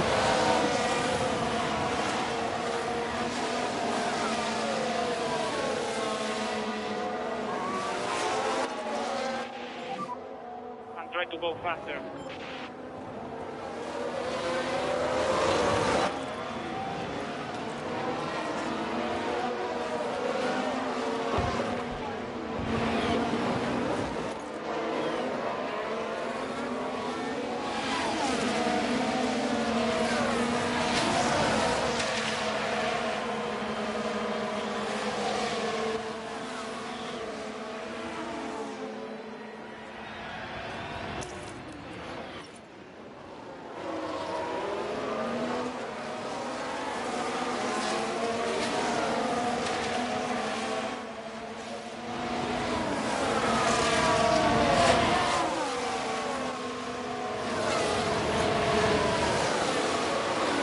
Okay, Oscar's going to push through into the lead, so that will give me the opportunity now to charge up Ollie.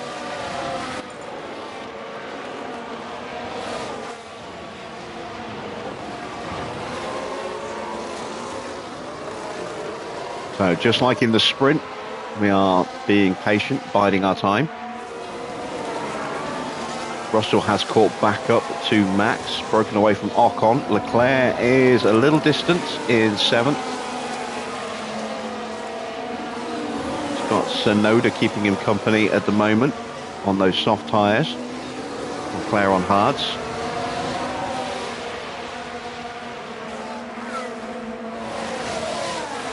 Clark says he's definitely ready to follow the Jim Bob created team. Oh yeah, I'm really looking forward to get my hands on the new game.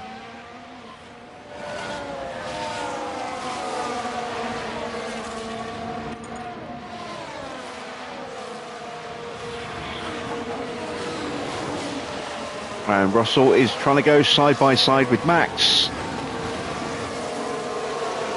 To the inside for the next couple of corners.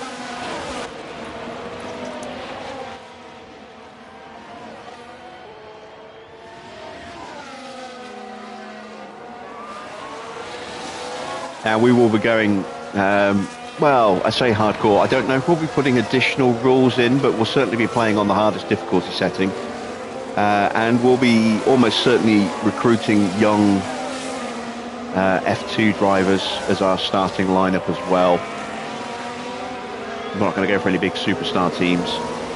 Team drivers like Norris or Leclerc or Hamilton or Verstappen.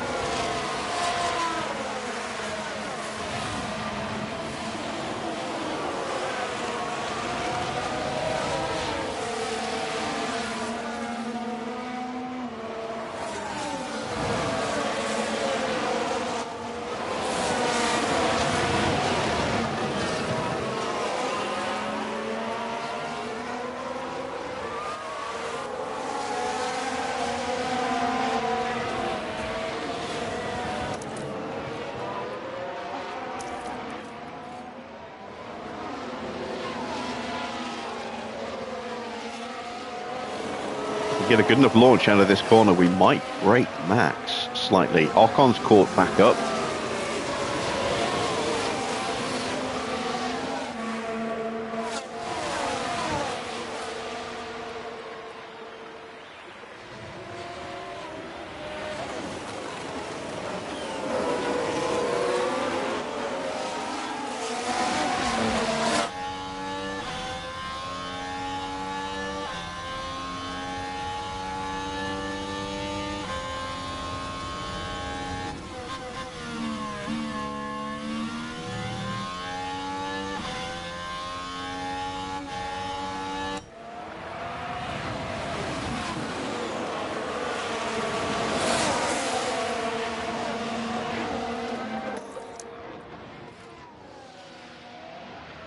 We are going to go for a breakaway at the end of this lap.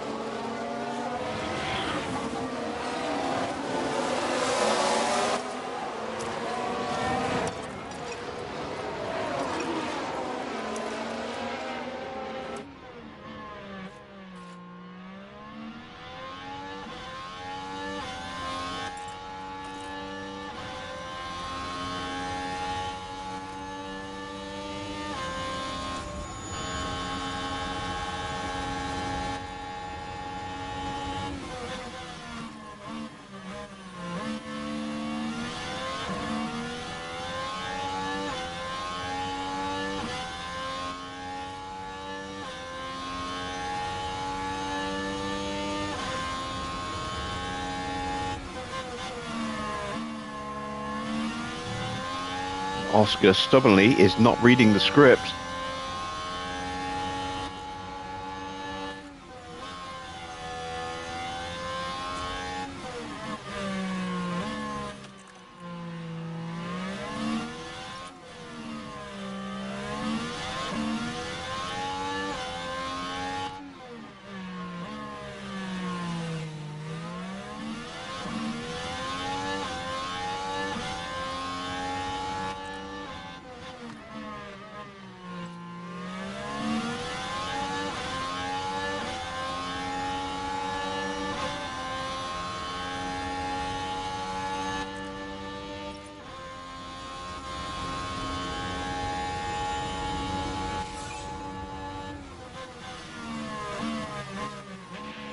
It's a new fastest lap for Ollie.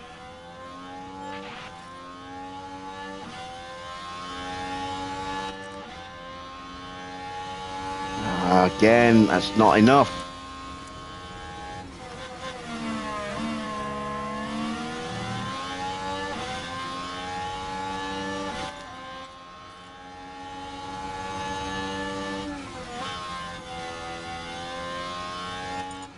We still haven't broken away from Piastri. Ocon's got past Max now.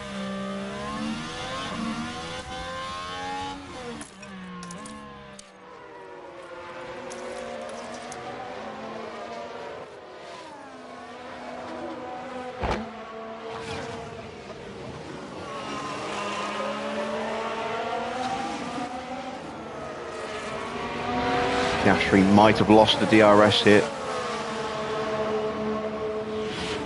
No, he just got it.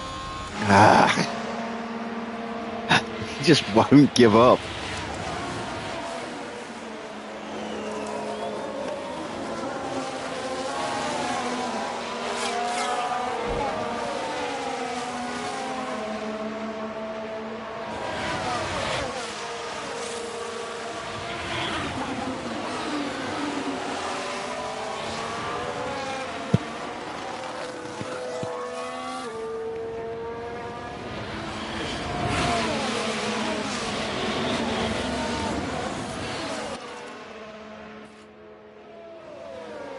We have built a gap, though, between Ocon and Russell. 3 seconds.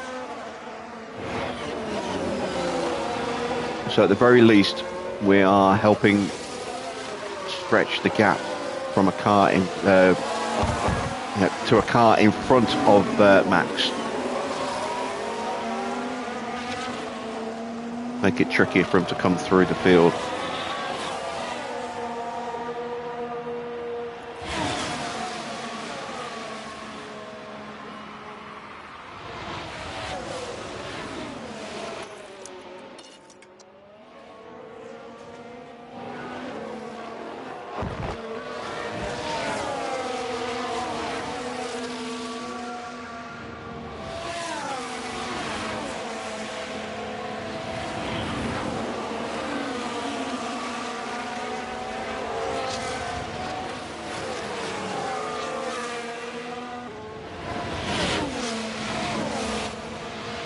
At least I know that I can get an undercut on Piastri.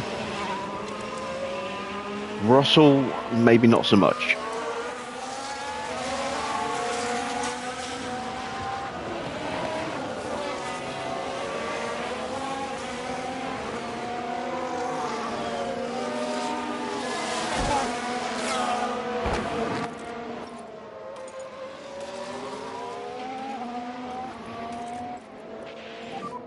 S06, yes.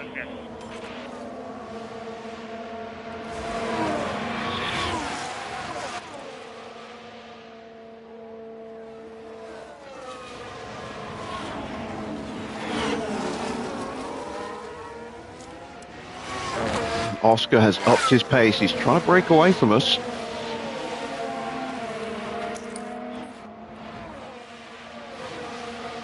Let's shut that shit down quickly. Oh, look at that gaggle of cars behind.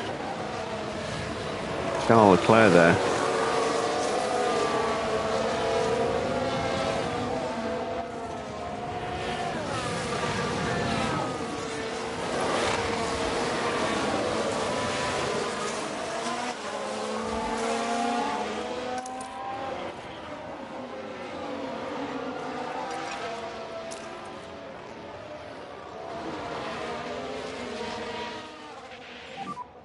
Try to pick up a bit more pace.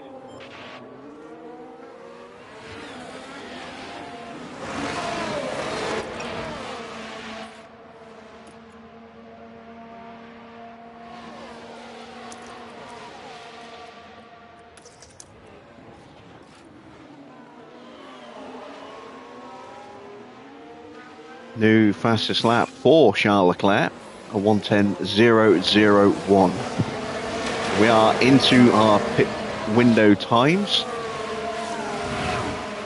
Try and stagger the drivers over a lap if we can.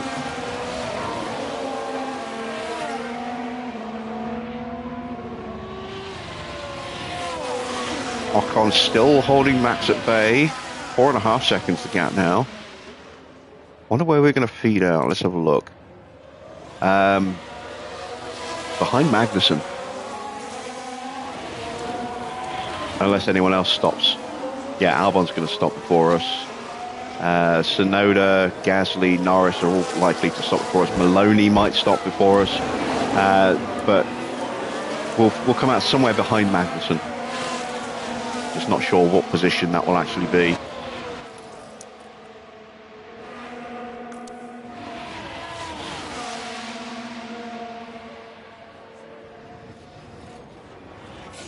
As Isaac gets the fastest lap and slots through on Russell.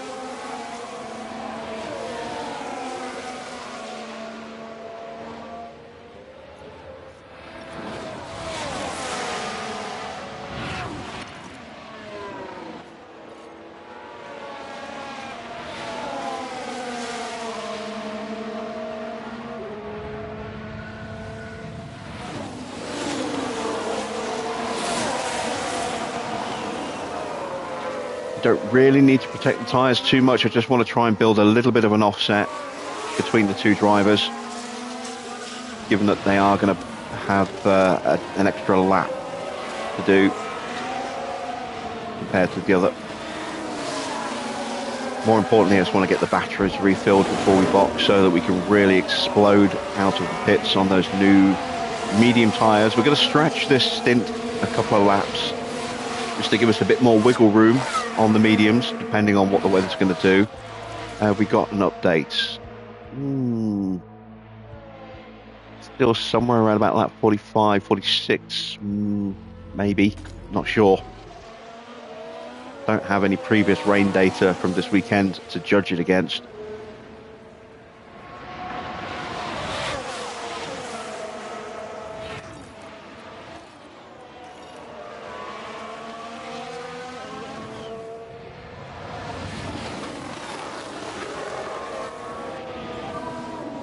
over cushion.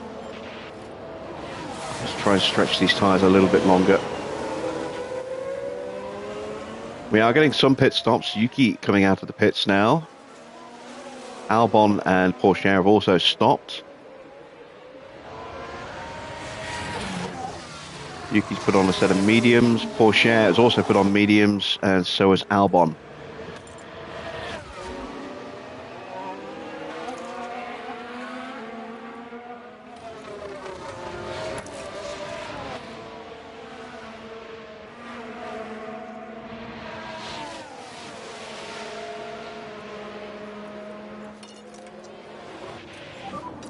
So let's pick up the pace. Copy.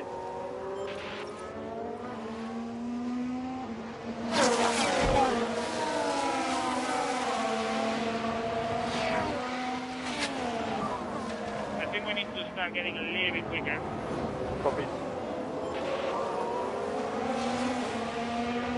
I'm not so sure that the new one will come to Game Pass. Not with that reduced price. I think if you were going to play it, if you want to play it, I think may as well get it at launch. And also, the more people that do pay for the game outright, it is going to increase the chances of us getting future sequels. You know, maybe a renewed licensing agreement.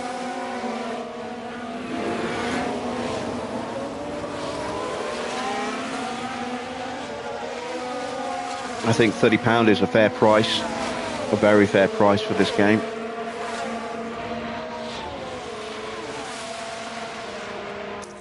And I would love to see it do well.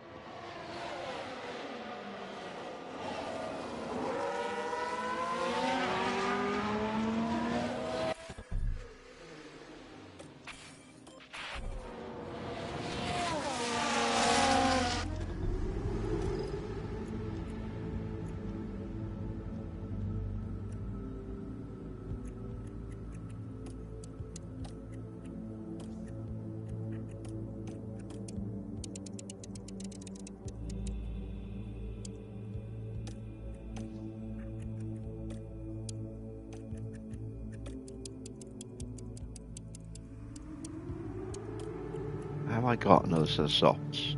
I do. That might be the better call.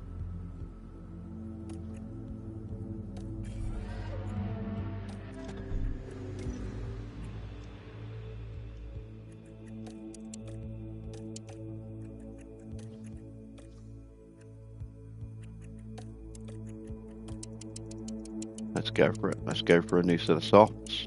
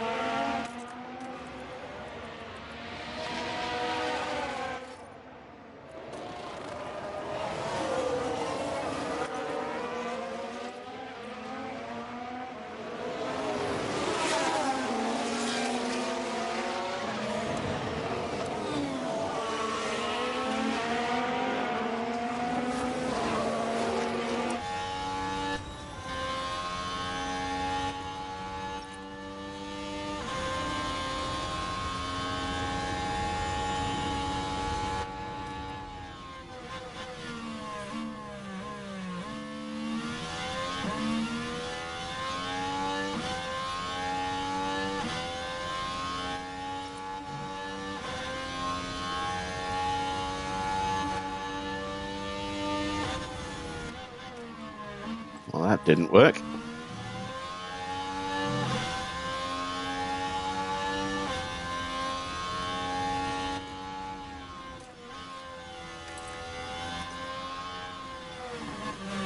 Oscar is upped his pace significantly.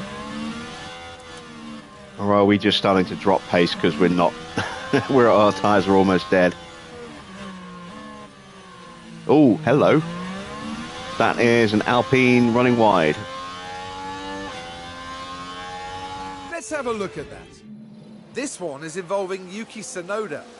Things look fine here. The wheels just lock up there, and they ended up their own passenger.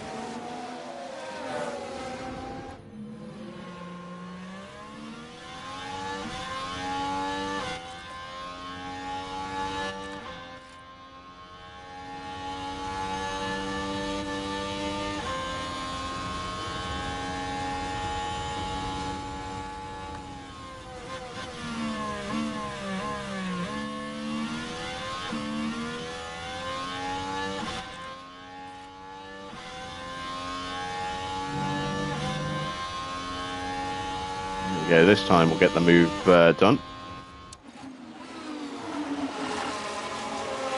Oh, Russell's in the pits. He's gone mediums. So is Ocon. Max has already stopped by the look of it. He's gone softs. And he's going to get out just in front of Ocon. But he's under pressure from Teo, who's on mediums.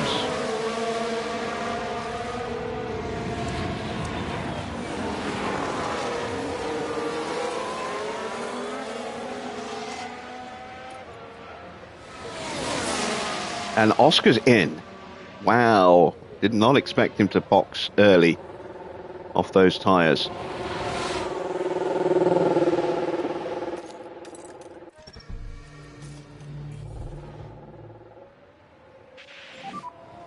Box. He's going softs. Okay, we need to push a bit more. Yeah, copy.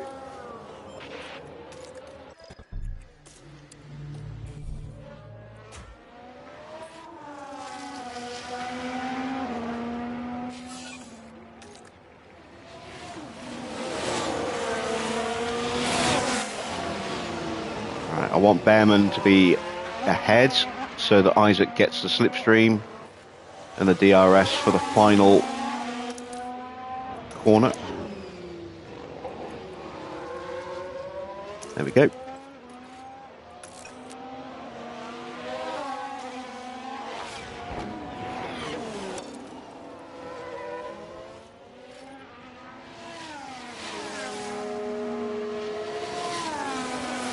So DRS will activate, there it is. And Isaac can start his in-lap with a nice little speed boost there. So can we... Yeah, well, we're not going to get out in front of Oscar. Can we get out in front of George?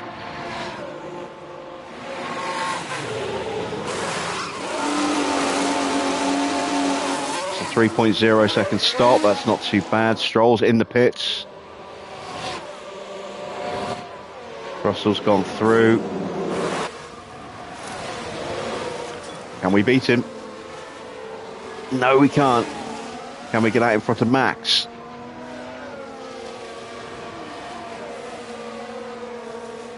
Just.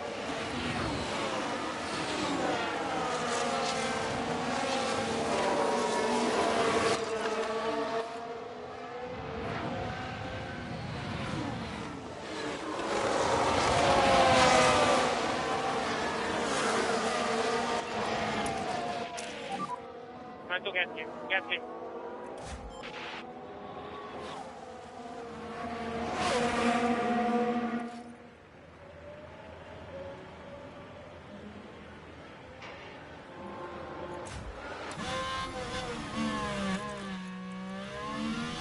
Let's go for a fastest lap attempt.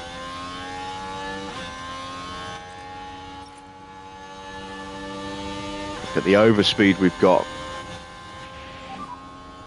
Oh no!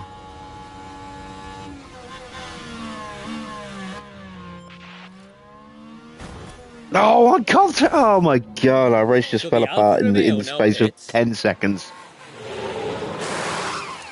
Ah, but something's not right. Oh dear.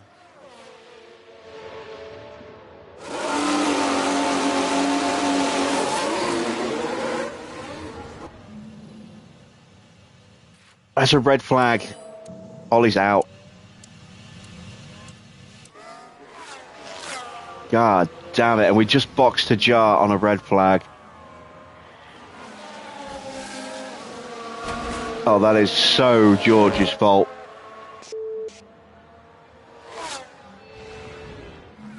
And while all that was happening, the crew in the garage could do nothing but watch on. Oh man, that has just swung the title fight in the opposite direction.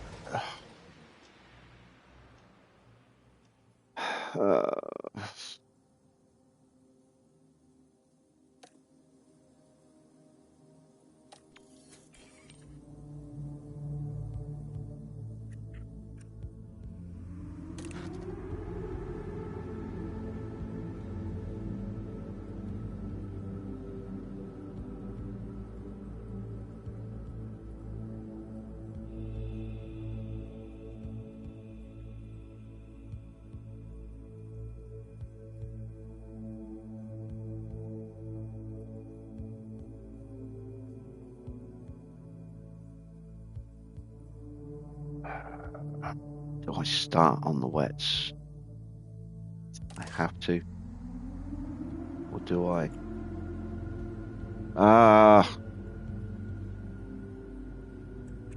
Yeah. Gotta gamble.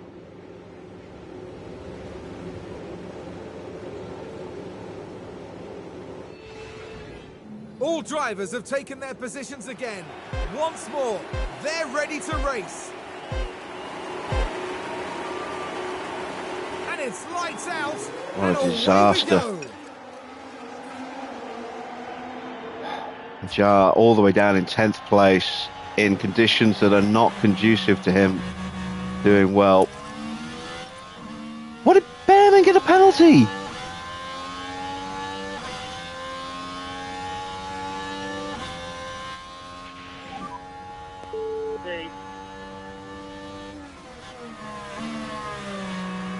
Good lunge.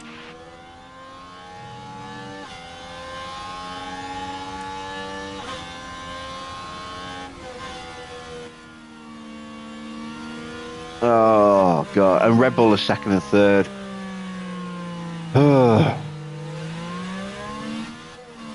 This is going to push the constructors title potentially out of reach now.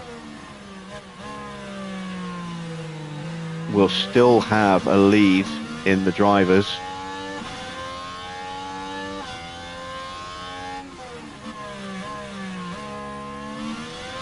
We were 30 points clear coming into this weekend, and we won the sprint, so Max can't go top.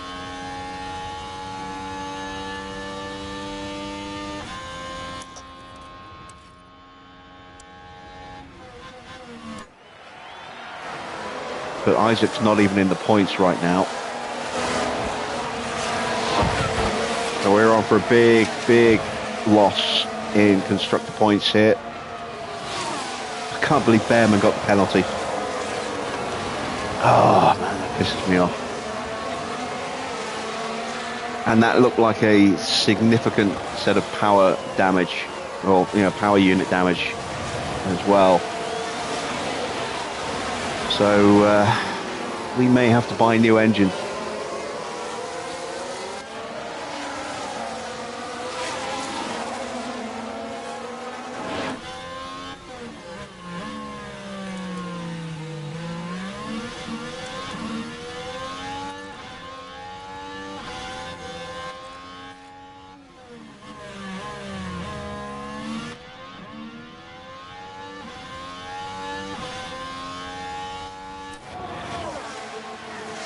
See if we can at least recover something with Isaac here.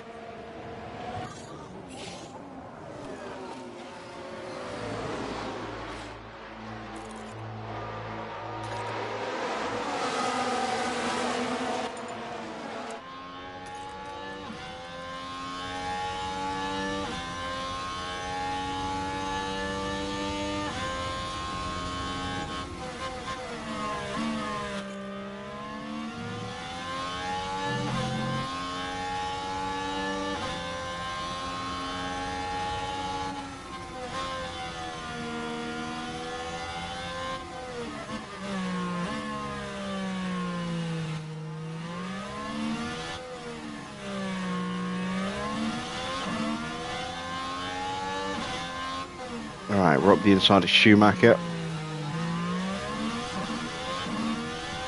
Jar coming alive at the moment.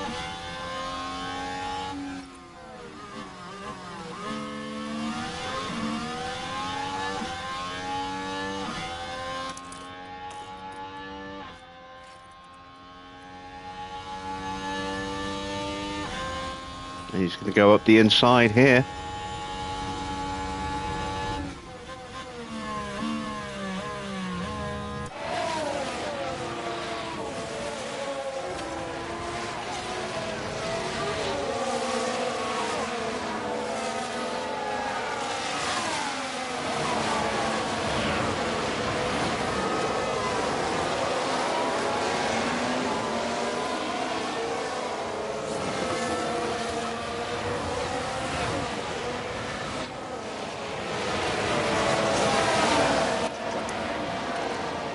Let's ease these tyres down. They are overheating.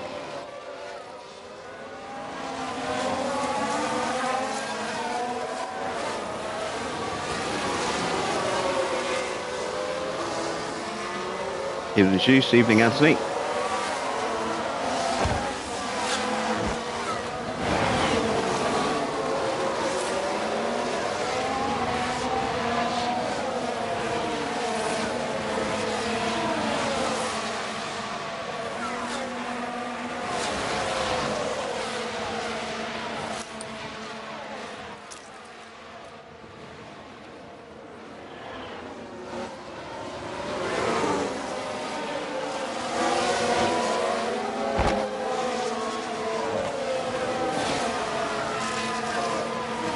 How's it going? Well, it was going great until about 5 minutes ago when we had a disaster. Oh, that's Haas.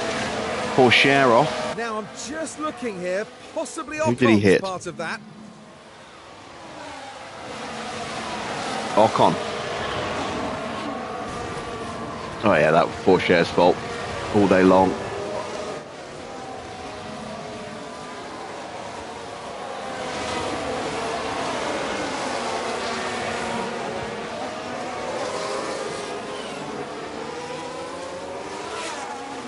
Yeah, we were doing really well. And then we had a disastrous pit stop for Hajar. Behrman had stopped the lap before and then got taken out by Russell, was given the penalty that Russell should have got. And of course, Hajar had just stopped on a red flag, which meant he went from, second or third down to 10th, 11th, 12th, wherever, 11th, I think it was. So, and Behrman's out. So, yeah, not a great 30 seconds.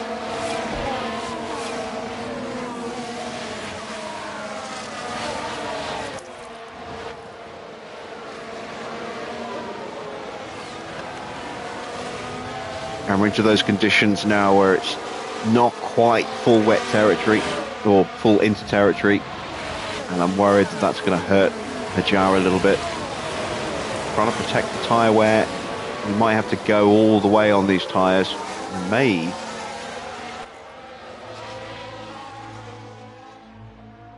be able to come off them later, I don't know. May change to another set of tyres.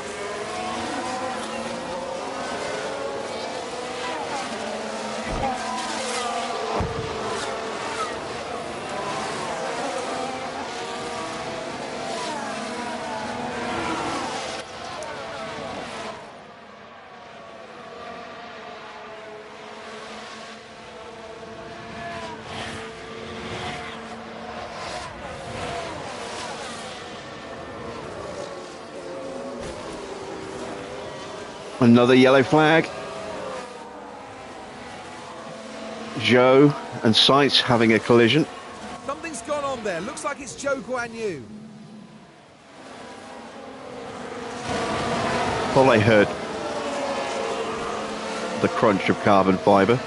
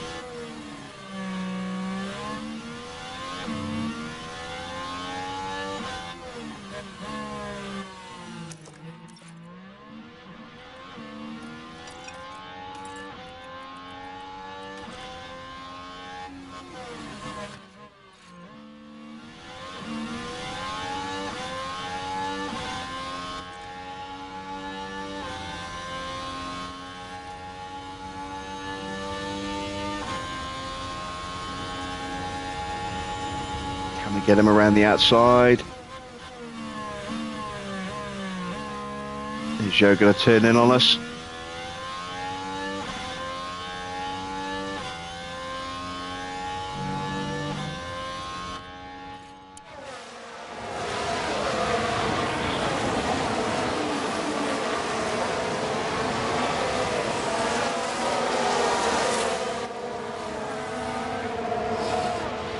There we go, we are through. Now I'd like to try and get... there goes the DRS.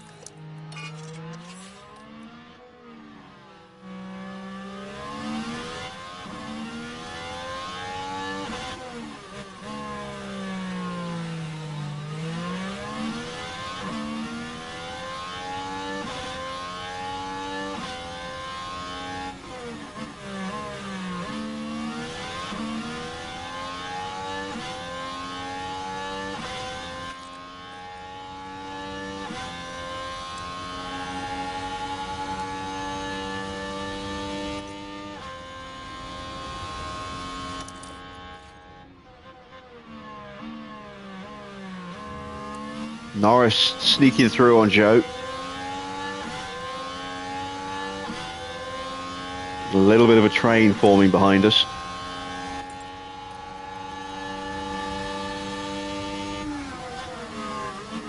I think the Alpine has a bit of, rear wing damage, front wing damage on that Alpine. Means we need to get through quickly.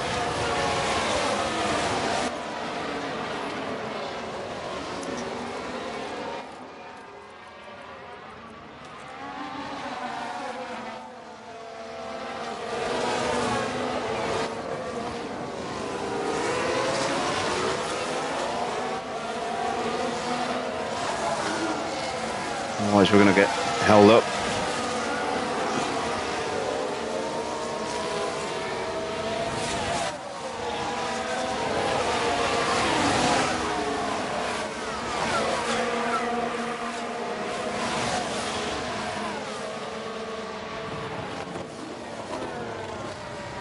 Can we get them around the outside? Have we got the extra grip?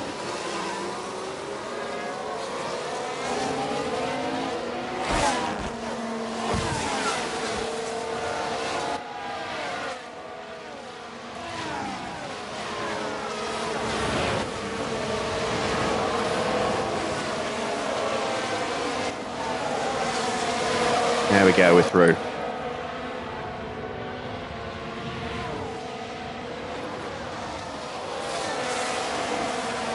Well, we did lose some time,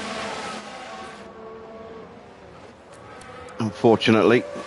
Trying to keep these tyre temps under control. There we go, finally getting down to manageable levels in terms of temperature. Up to 7th, so we gained 4 places after that red flag pit stop.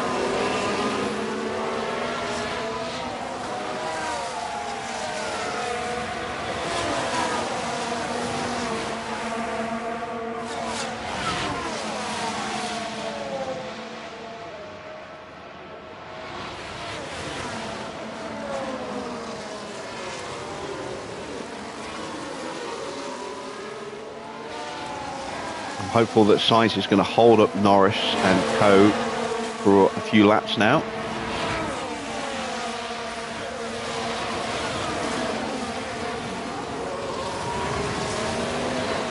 Take a bit of pressure off us. I'd like to turn these tyres up a bit.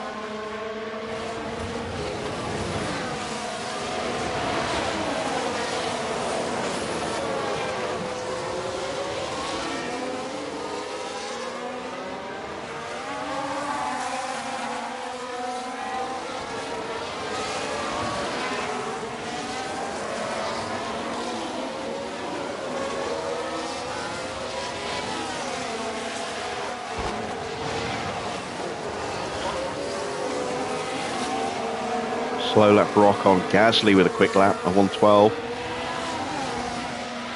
We're not going to get the fastest lap tonight either. That's gone.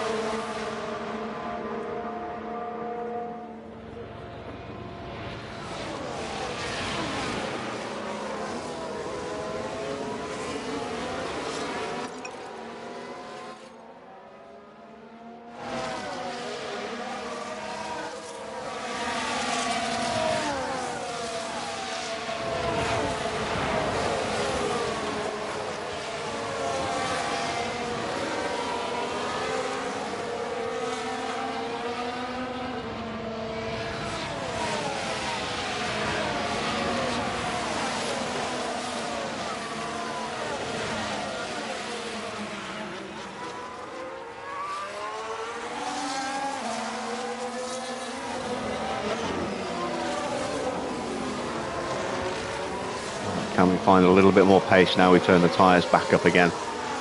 And we start to close in Ocon and Schumacher.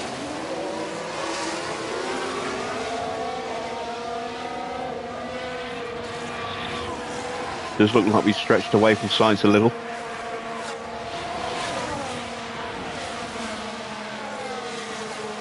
.13.0, that's better. Let's take a look at the fronts. Oscar still holding back Charles Leclerc and Max Verstappen.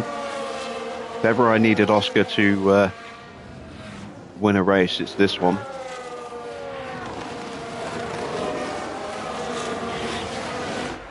Attempts are creeping back up again.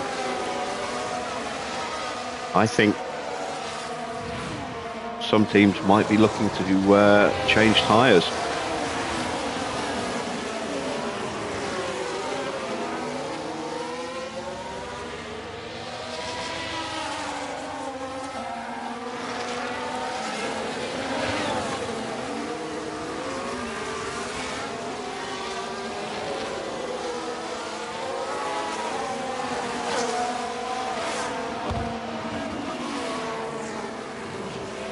Sainz finally has to relent as Norris gets around the outside, heading into Juntao.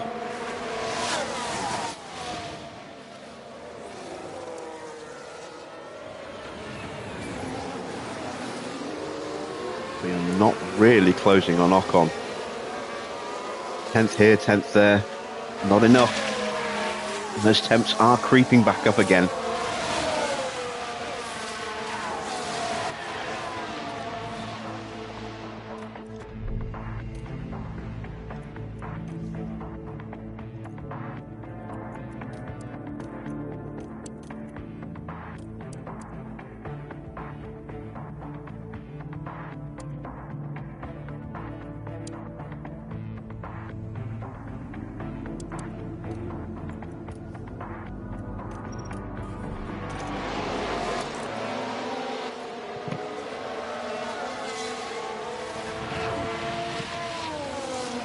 Norris immediately on the attack.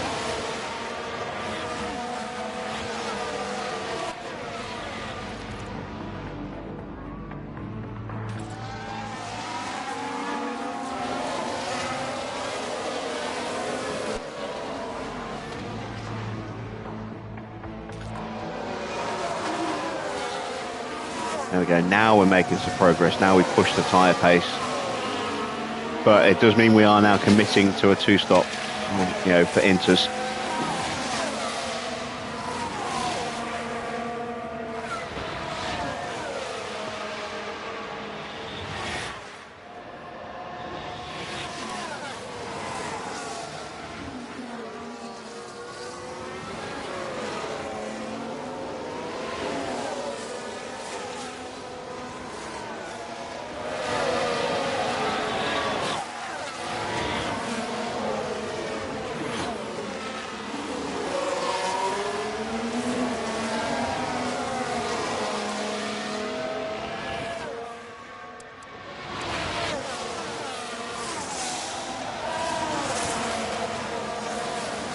If we don't have significant improved pace, if we go for another stop and the rest of the grid don't, and we are throwing away points, but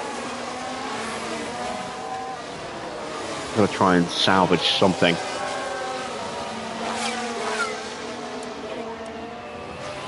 Closing in nicely on Ocon.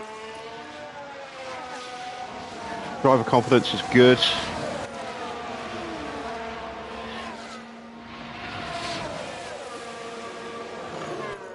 What lap was I looking at stopping? Lap 50.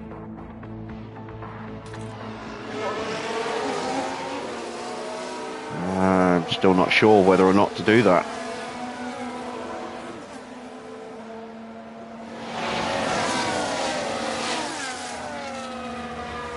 Have to make my mind up soon.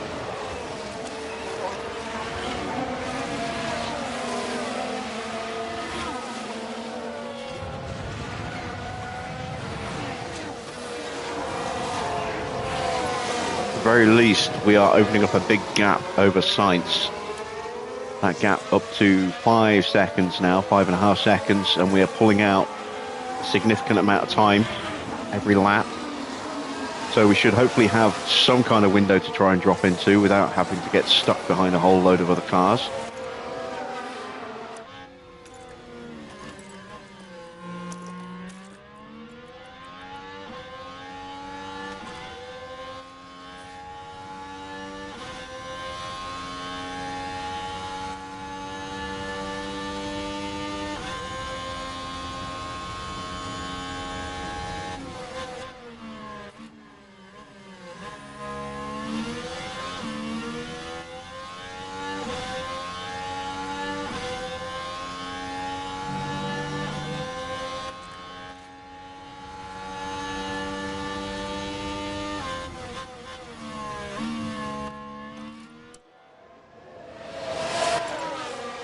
There we go, good stuff. Insane.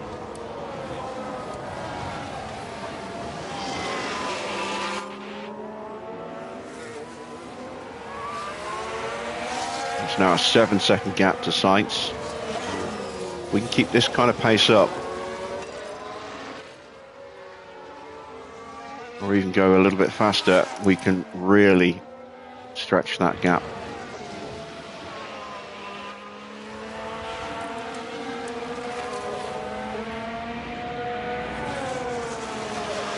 Gasly's going to go to the end, I think. Max as well, probably. There are some cars that are going to stop a second time.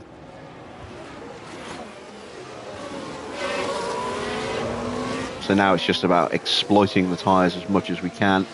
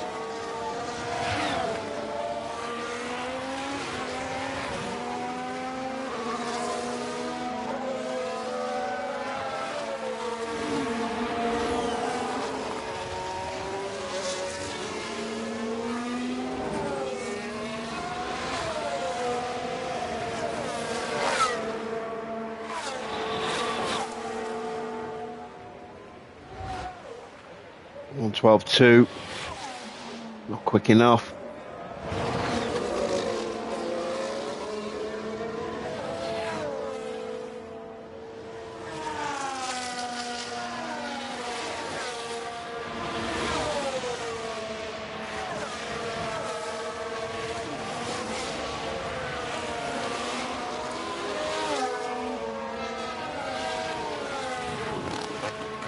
Stop now is going to bring us out behind Magnussen.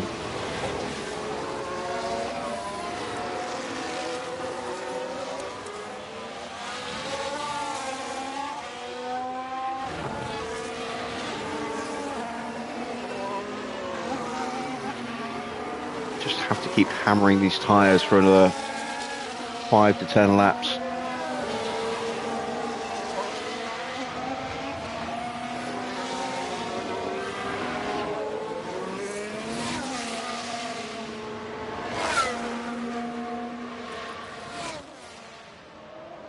Getting a little spicy at the front. Come on, Oscar.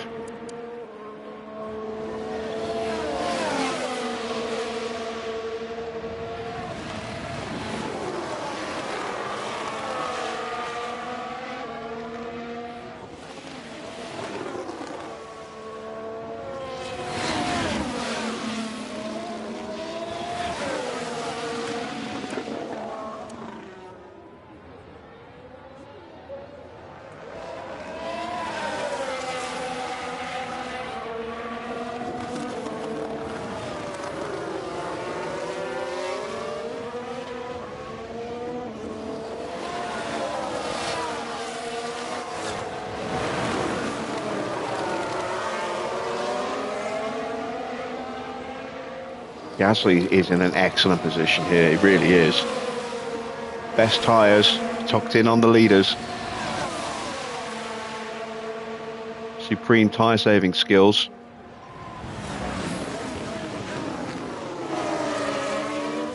We are pulling away from the McLarens quite nicely here. Closing on Mick a little bit every lap.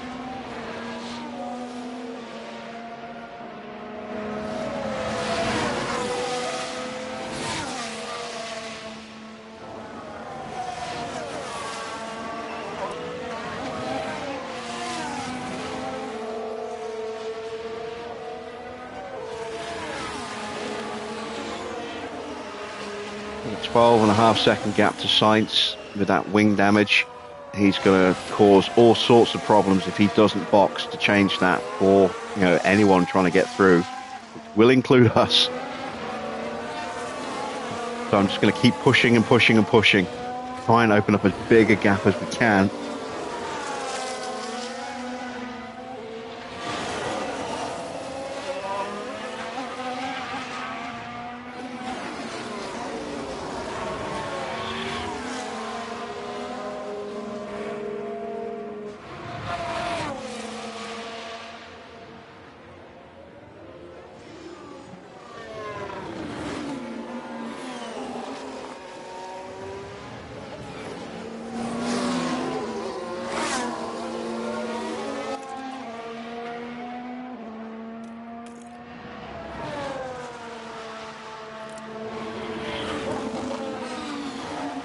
Still lapping in the low to mid 112s. 2 seconds a lap faster than Sainz now.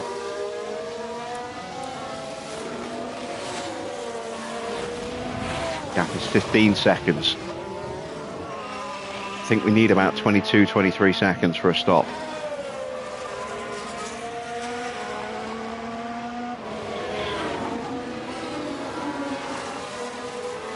If I could somehow get out in front of Sainz and Joe, that'd be glorious.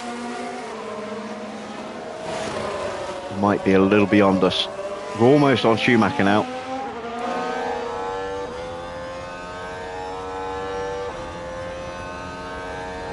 Tyres are starting to die.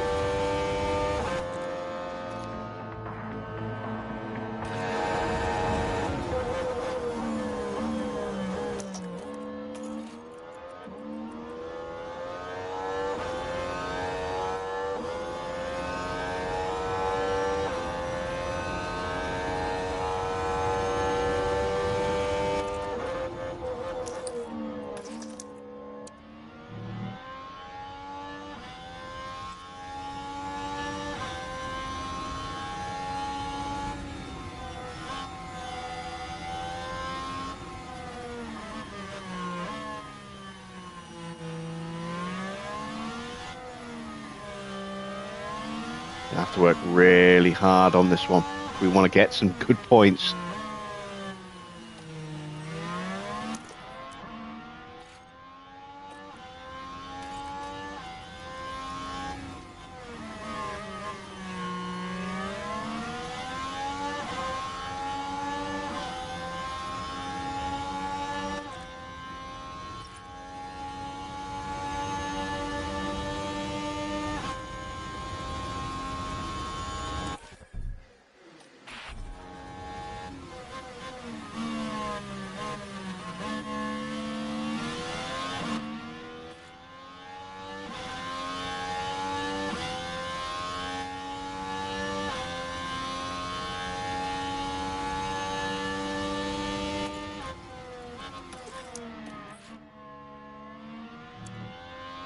Not quite quick enough on the straights.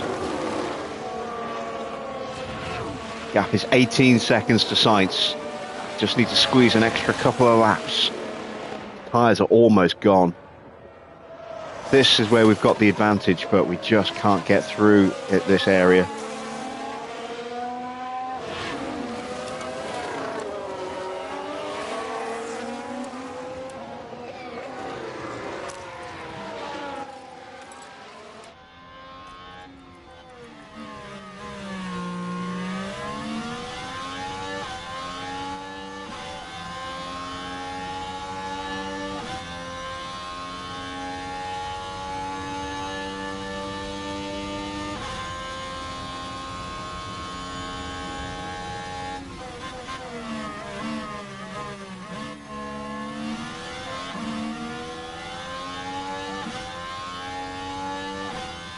Are we close enough this lap? Are we close enough?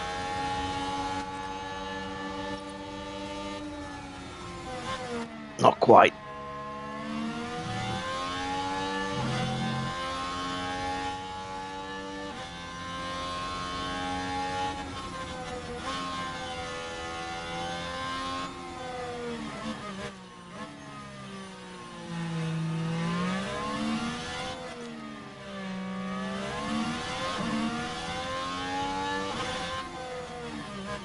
Got 20 seconds. I could be going quicker than this. Go on, get him, get him, get him, get him. Yes! Now I'm out of battery, so I might lose the place again. Ah! Damn it.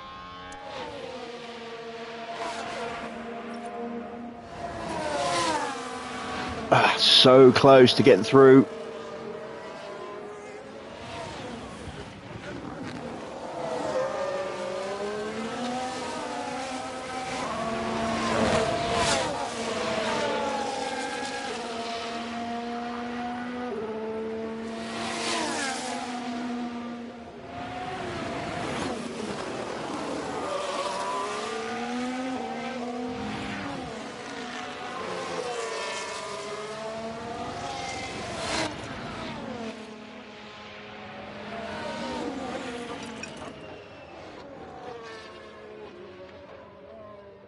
See if we can squeeze one more lap out of these tyres.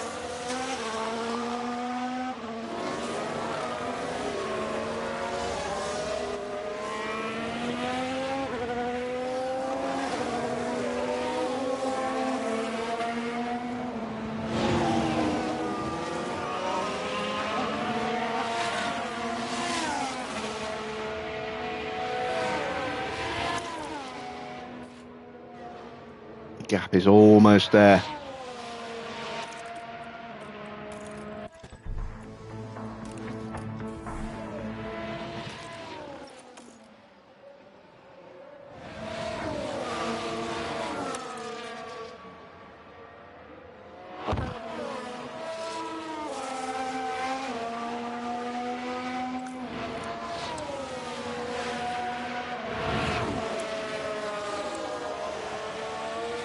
Got 20 seconds. Is that going to be enough? If we had a good pit stop, yes, but we're not going to have a good pit stop.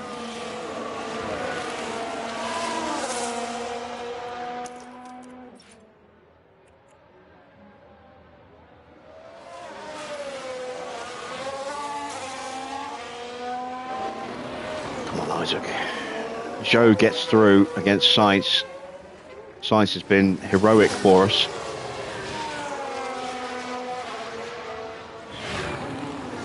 And they're still fighting, and Sainz has got back to her again.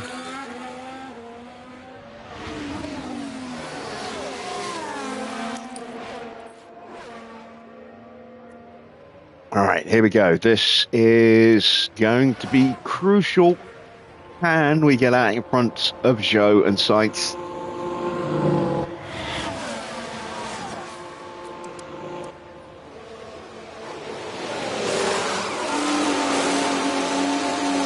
It's a 2.9 second stop. That's decent.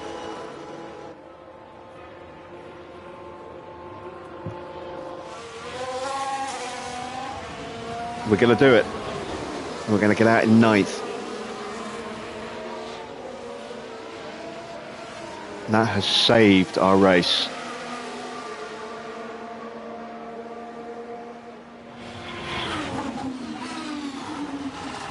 We had, what, 21 seconds? We needed 19 by the look of it. We are 2 seconds clear. Joe also has wing damage. Belajax has got through on Sainz as well. And now we can push hard on these new tyres and try and make up a big chunk of time.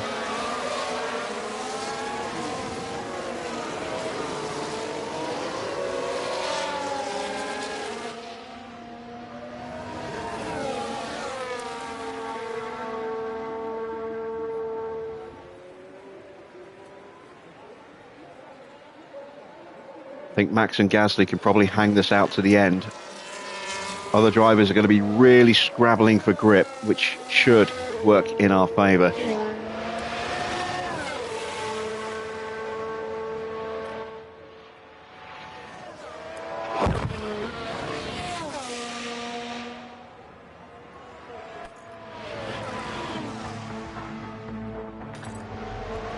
We can absolutely muller these tyres now.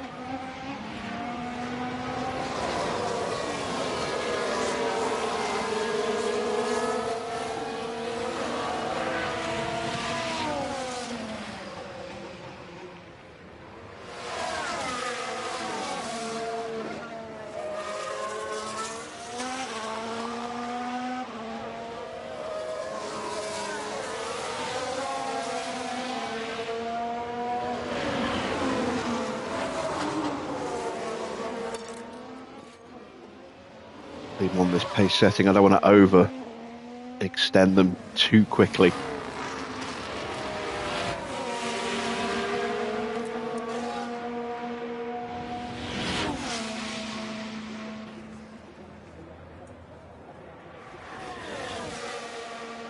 A 1:12.2.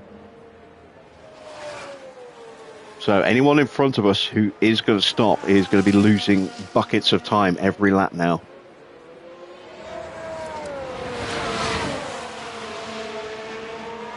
Unfortunately, that might only be Oscar, so it might only be Ocon.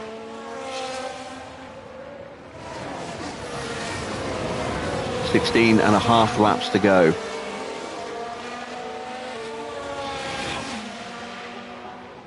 I might have to absolutely hammer the tyres. Oh, no, no, no, that's not fair. That is not fair. Come on. There's a yellow flag now. Now we should be able to take a look here. Everyone's going to Here we are box following the and Alfa. save a bunch of time. Within a split second, the impact's made.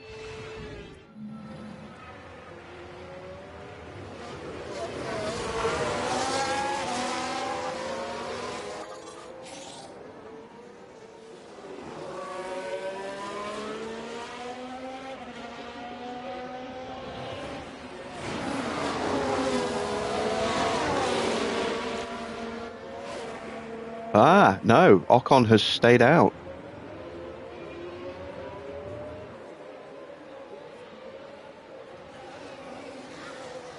Everyone's staying out. Maybe they don't think they can make the time up.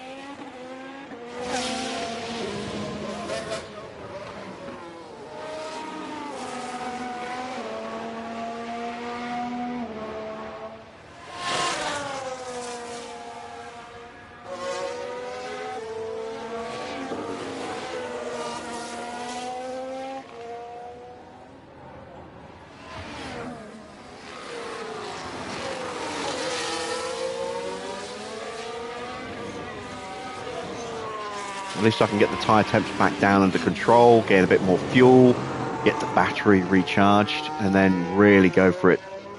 But it's taking laps away, unfortunately.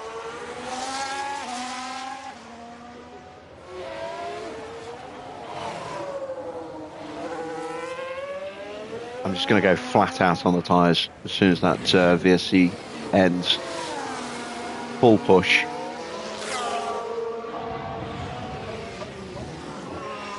Getting close to a DRS window as well, potentially.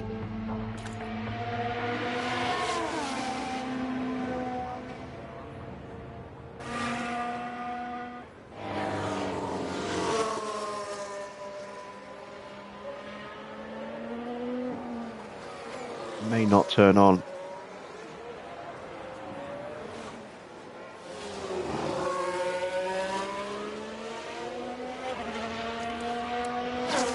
No one's boxing. Okay.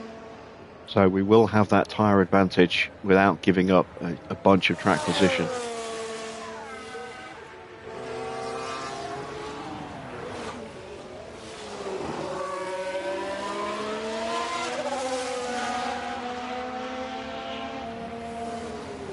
And we are going to have DRS switching on.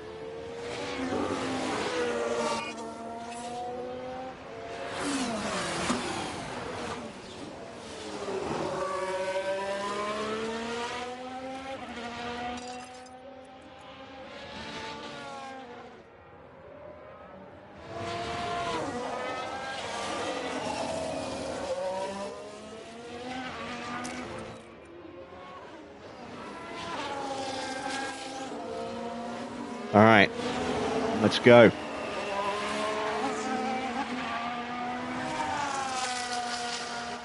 A lot of ground to make up. Not a lot of laps left to do it.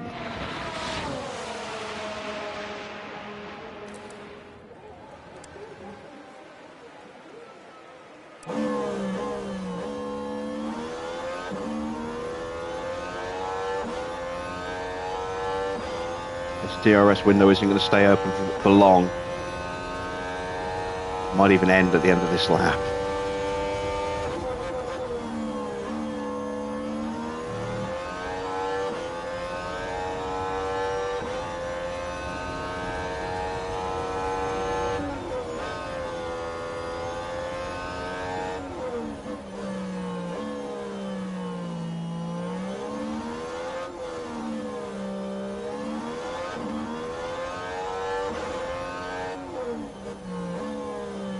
Should get Ocon before the start of the lap.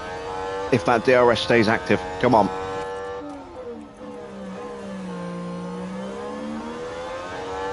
Don't you dare turn off on me now.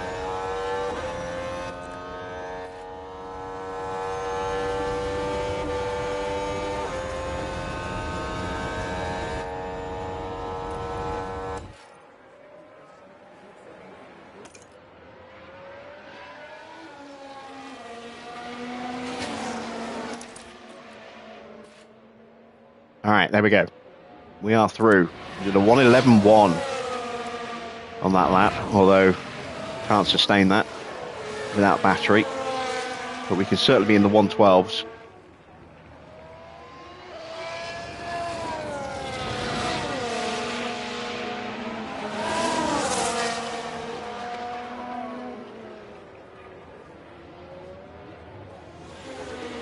DRS is switched off again, so Ocon not a threat. And it's this infield section where we're going to make up so much time on everyone else.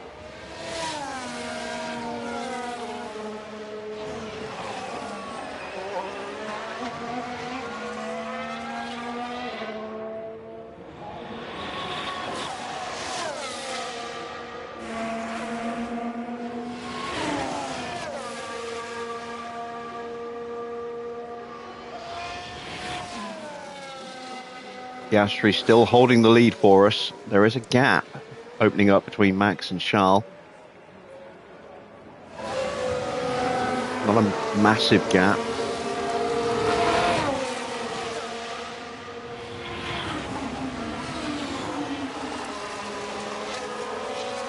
We're going to have to work really hard to get onto Norris and then Schumacher to get back to where we were.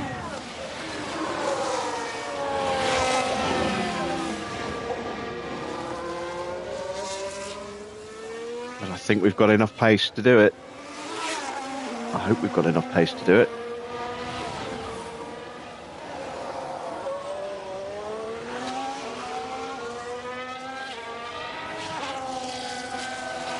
Into the final 10 laps for Oscar and the Red Bulls and Gasly.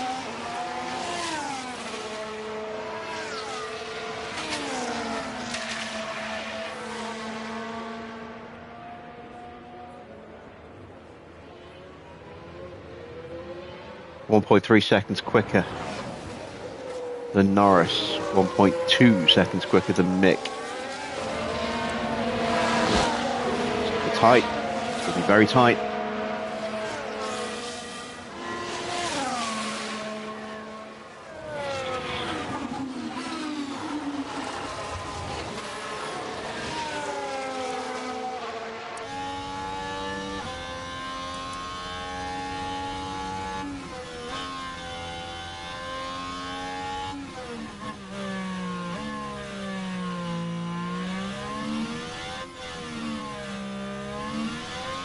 Only we'd been able to box onto that VSC ourselves. Could have been a good 4 seconds, 5 seconds up the road. We could have been with Norris right now. We might even be in front of Norris.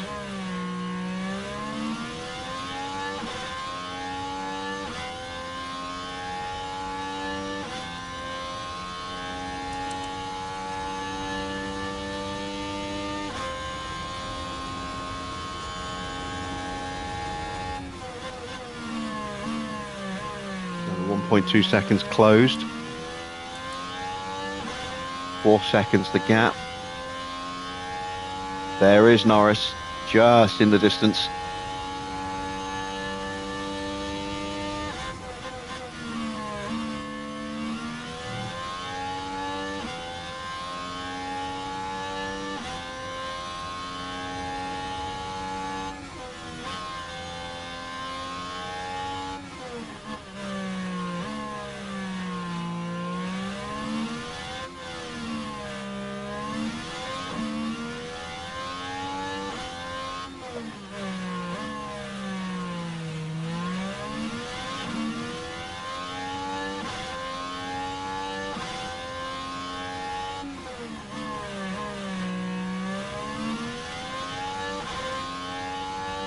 Eight laps to go, qualifying laps, each and every one of them.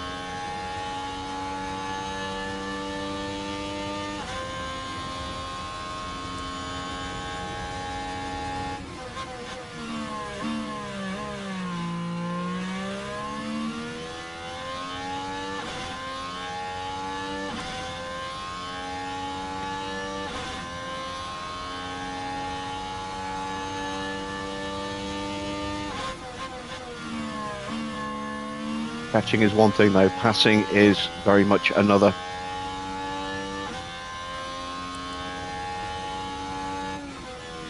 And we are absolutely destroying these tyres to close that gap.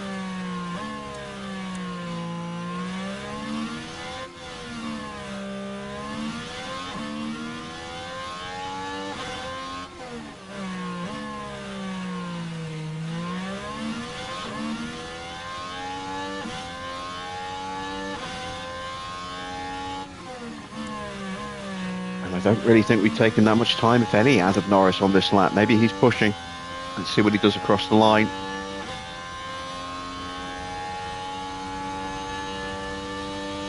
Yeah, he's pushing. We took 4 thousandths out of him on that lap, but we did take another 1.3 seconds out of Schumacher.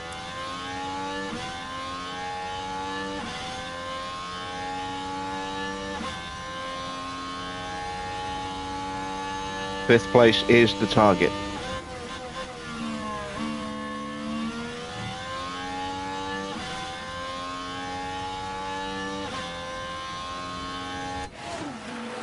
Let's check in at the front. Oscar still leading the two Red Bulls and Gasly. I was hoping Gasly would interject himself into the argument, but he's keeping a watching brief at the moment.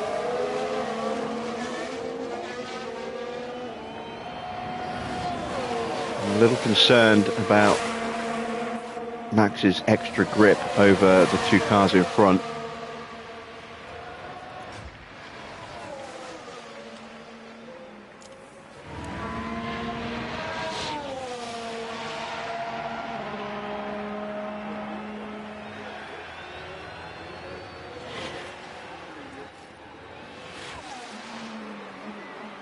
Norris's pace easing off again. That's good. We took 1.5 seconds out of Schumacher again.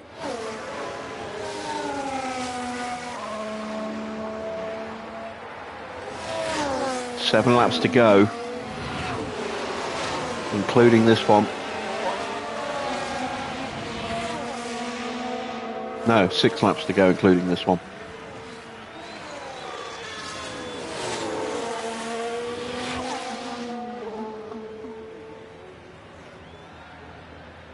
We are getting tantalizingly close.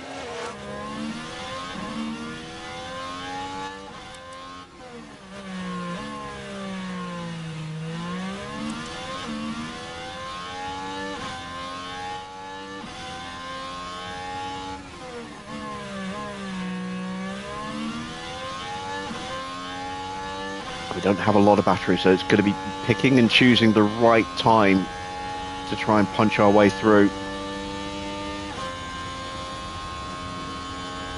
Should see Mick in a moment. There is Mick just going through turn 3.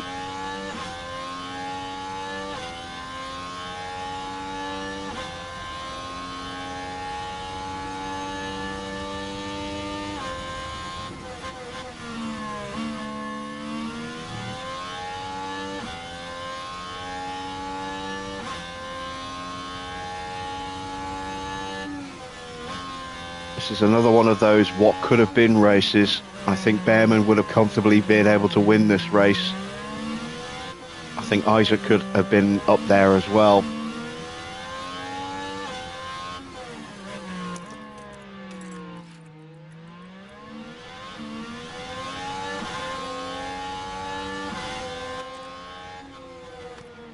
Norris with the block. Can't afford to fight him.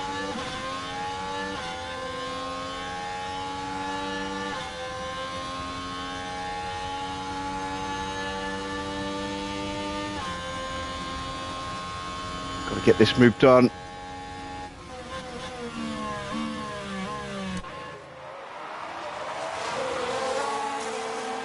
There we go. It's a nice little boost of confidence just when we need it. Less than 3 seconds to Schumacher. 3 laps to go after this one.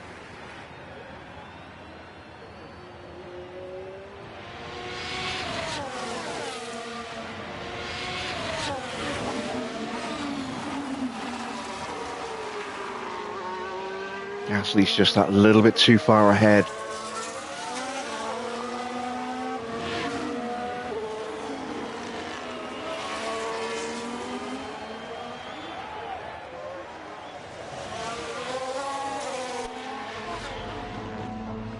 Track's about to dry up again. That's going to open up the DRS window.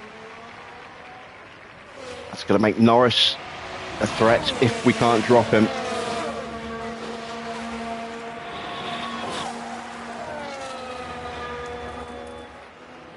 Oscar and Leclerc are going side by side. We're into the final 3 laps. Can we do this? Can we get Schumacher? He's pushing. No, that's the last thing I need. Slow down, Mick.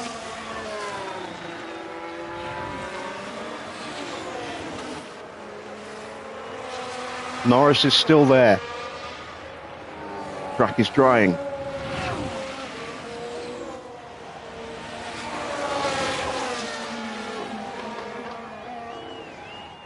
All right, now we've dropped him. Can we keep him at bay? Can we get onto Mick?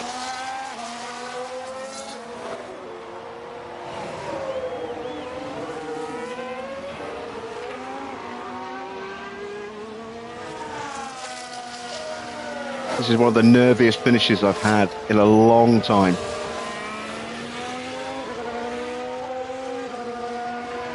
Not since Baku in season 3, I think, have I been this nervous about a finish.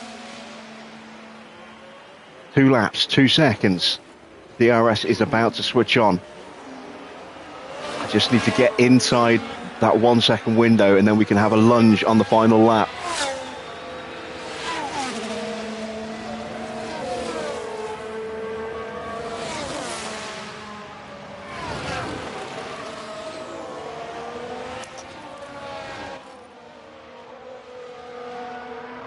Use the battery to try and close up through the infield. Tyres are almost dead again. We've absolutely massacred them. There's the DRS. Can we get in range?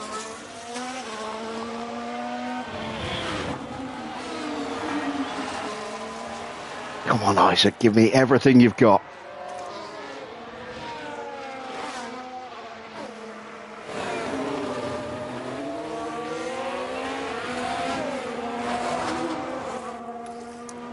Yes, we made it. Now, can we do anything with it?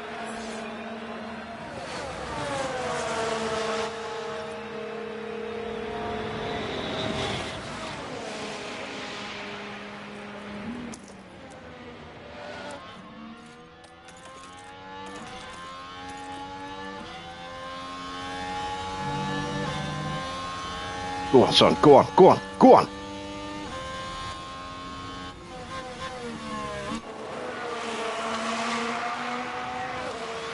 Yes. Now I'm going to save the rest of the battery for Junsao.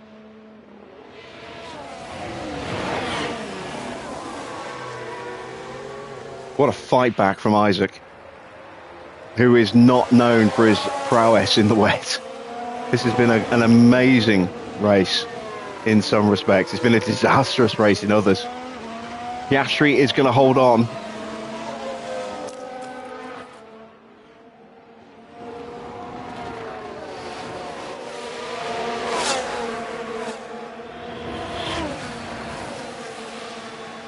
Fantastic.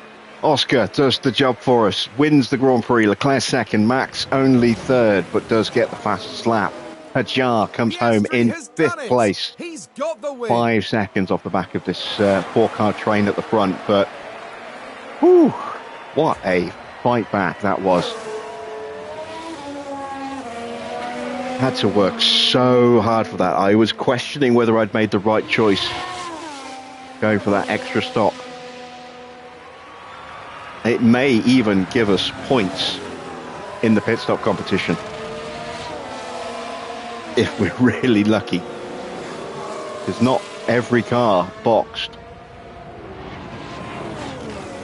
That time might be quick enough just to sneak into the top 10, that 2.9 second stop. Have we been able to do it? We've rescued 10 points as well for Isaac and the team. Wasn't that a fantastic drive from the Alfa Romeo driver?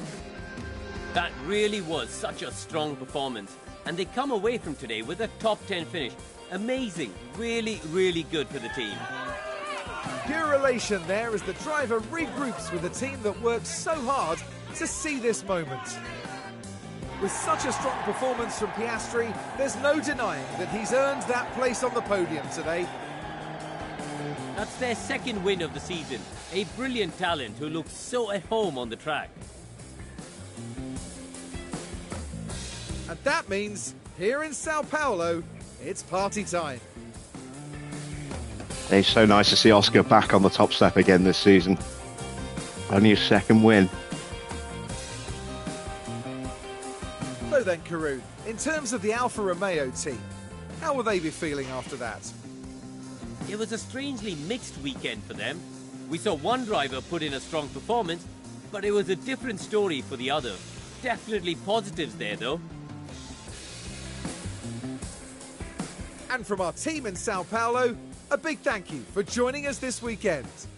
The next round of the season will see Formula One return to the States as the glitz and the glamour of Las Vegas awaits. Still can't believe that we got the penalty for that collision. That is ridiculous. Confirmation of the final result. It is the win for Oscar, his second win of the season. 5 places gained for Charles to take second ahead of Max. That takes more points away from Verstappen. Gasly in 4th place. Solid drive from him. Just not able to really challenge the pace of the front 3. Isaac, a mighty fight back to get back up into 5th place.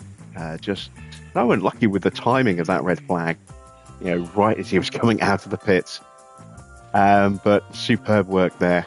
Schumacher gaining some good points as well tonight ahead of Norris. Belajac's up to 8th place. And then it's Ocon and Albon gets a point. Looking at the bottom half, Maloney ahead of Giovinazzi, then Stroll, Magnussen, Zhou, Pourchaire, Sainz, Tsunoda putting his car in the barrier in the wet there, bringing out that late VSC, which made me really panic for a second. And, of course, George taking out Ollie getting the penalty. That's a lot of potential damage to that car. Let's see what the driver standings look like. Ollie stays top. And thanks to the 8 points he got from the sprint and the fact that Max did not get on the top step, means that the gap is still 17 points. That's pretty good. Charles in 3rd gets some solid points this weekend, 20 points. Isaac in 4th place, 17 across the race and sprint. That gap has gone up by 3, unfortunately. 23 points the gap. Still doable, but it's looking hard now. Norris in 5th loses a bit more ground. 21 points between Norris and Hajar. So Hajar should be safe, finishing no lower than 4th in the standings now. Oscar, big points for him. 31 points this weekend. means he is now just 13 behind Norris and a chance to get back into the top 5. Schumacher also getting some decent points, jumps above Zhou and is 6 points clear of him. Then it's Ocon, Gasly with some big points. Looking a bit further down at the bottom half of the standings, Maloney stays where he was. Russell closes the gap to within 2, thanks to his 4 points this weekend, ahead of Sainz, Pourchaire, Tsunoda, Magnussen. Belisac moves ahead of Giovinazzi. Stroll stays in 19th on 11 points, and Albon closes to within 3. Could Stroll end up bottom of the season? We can only speculate and maybe hope. Let's see then. We do lose the top spot in the Constructors' Championship. We were only 5 points ahead. That gap has gone up, but not massively. It's only 6 points. So excellent damage limitation there from Isaac tonight. McLaren in 3rd place are going to come under pressure from AlphaTauri. They needed big points. They got them. They are now just 7 points away from getting into 3rd. Haas will be in under real pressure from Mercedes in the last couple of Grand Prix. There's just 3 points between them. Aston move above Alpine with their 13 points tonight on 103. They are now 8 points clear of the French outfit. Ferrari, 4 points for them. It's not impossible that they could catch Alpine, but they're going to need some really, really serious points in the last 2 races. And Williams stay bottom on 34.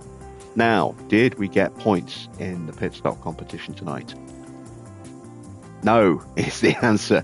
Too many cars did stop under normal conditions, unfortunately. So, it's a 1-2 for Red Bull tonight. For AlphaTauri. Red Bull only getting 1 car in there in 6. That's some big points for AlphaTauri tonight. I don't think they can do enough to close the gap, but we shall see. Strong points for Ferrari. Mercedes get both their cars in there. McLaren get both their cars in the points as well. And Alpine and Aston also score some points. Let's see what the standings look like. Red Bull top. The gap is down to 86 points. There are 43 points available in each of the last 2 Grand Prix. It's possible that we could have a tie, in which case it would come down to the quickest stop, which I think, I don't know actually. Would it come down to the fastest overall stop or the number of fastest pit stops? Oh, I don't know.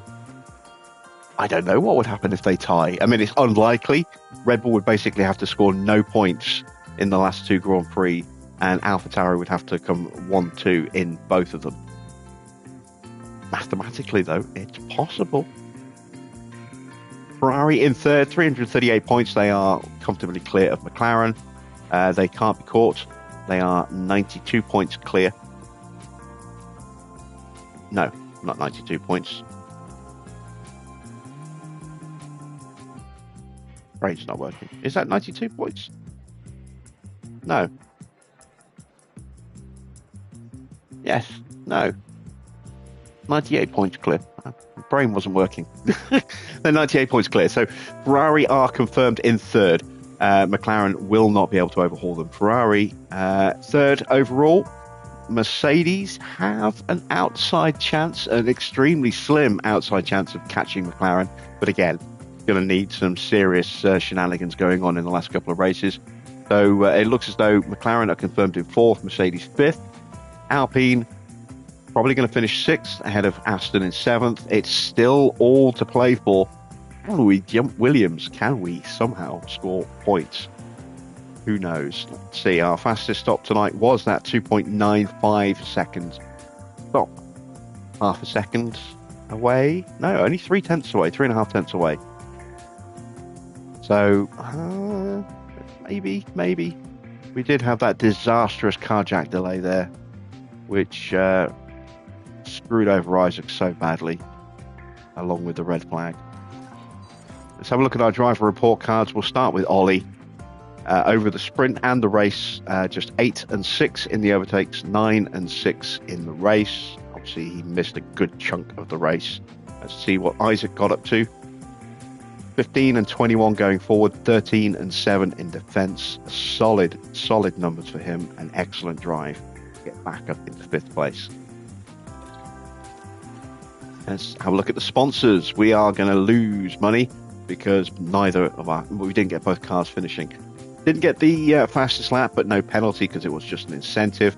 However, we did not get 2 cars into the top 8. So we lose $100,000 there. We do gain some money back for getting both in Q2 and both in Q3. So we end up making about 600 grand tonight for 3 million overall.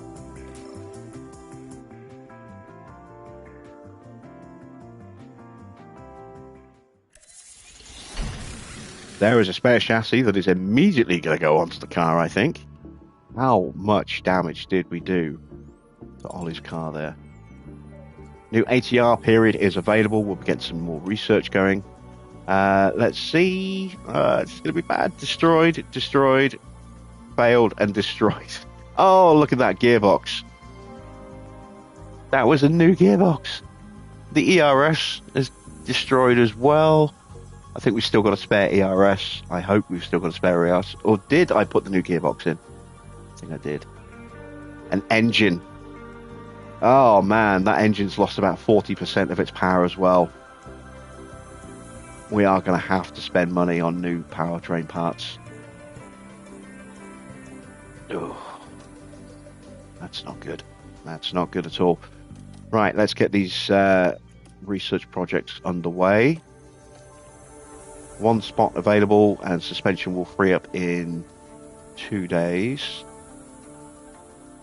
Let me have a quick look at the rules and regs for next season.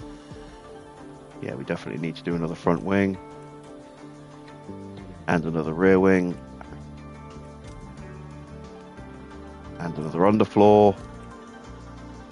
And that suspension, well, that will improve a bit, but we'll still need another one on top as well. We're not going to have enough hours to cover all of these deficiencies. We have made some slight gains in the chassis and side pod department, but it's not ideal. Let's sort out the missing parts that we can put on the car. See what we need to manufacture.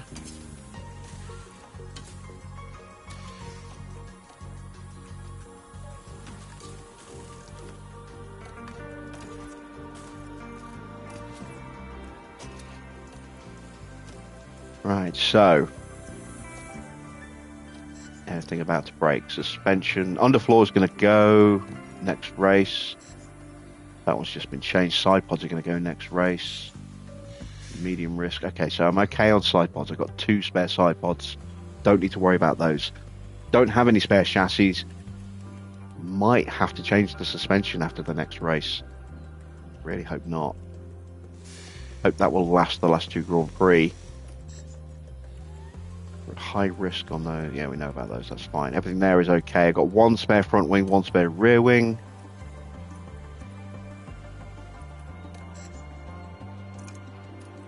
Right.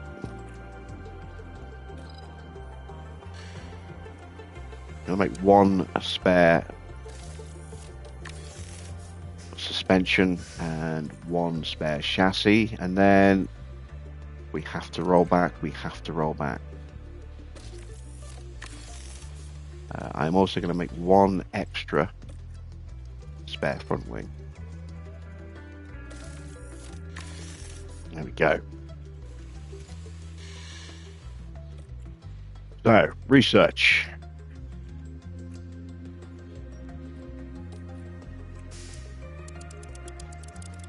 Put half the hours onto this.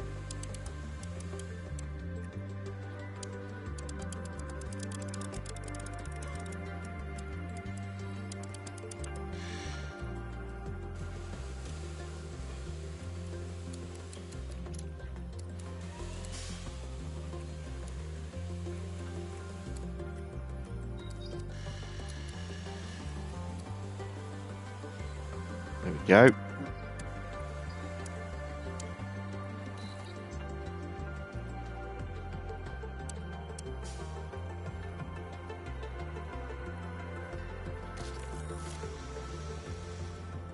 $16 million left in the cost cap, so we will be able to afford a new powertrain, which is good because that's not cheap. Not cheap at all. Let's take a whole bunch of engineers off that.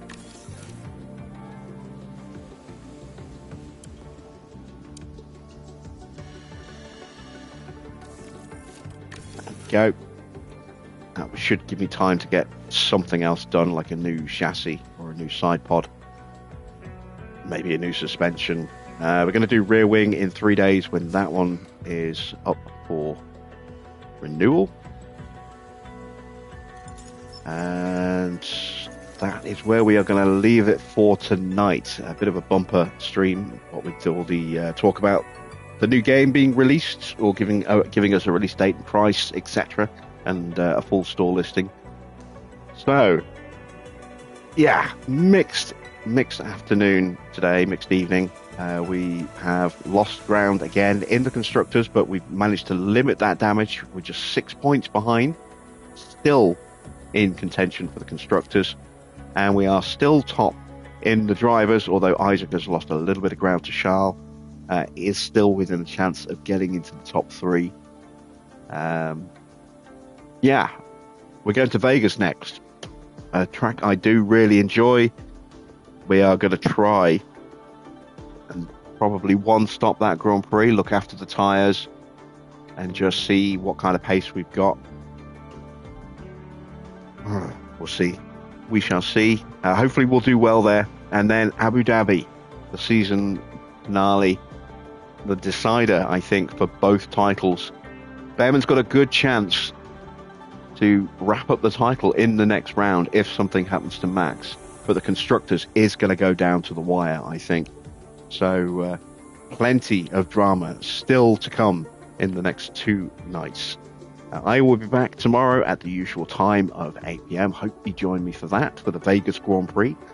Until then, that's it from me. Thanks for watching. I am Jim Bob, and I'll be back with more F1 Manager very soon.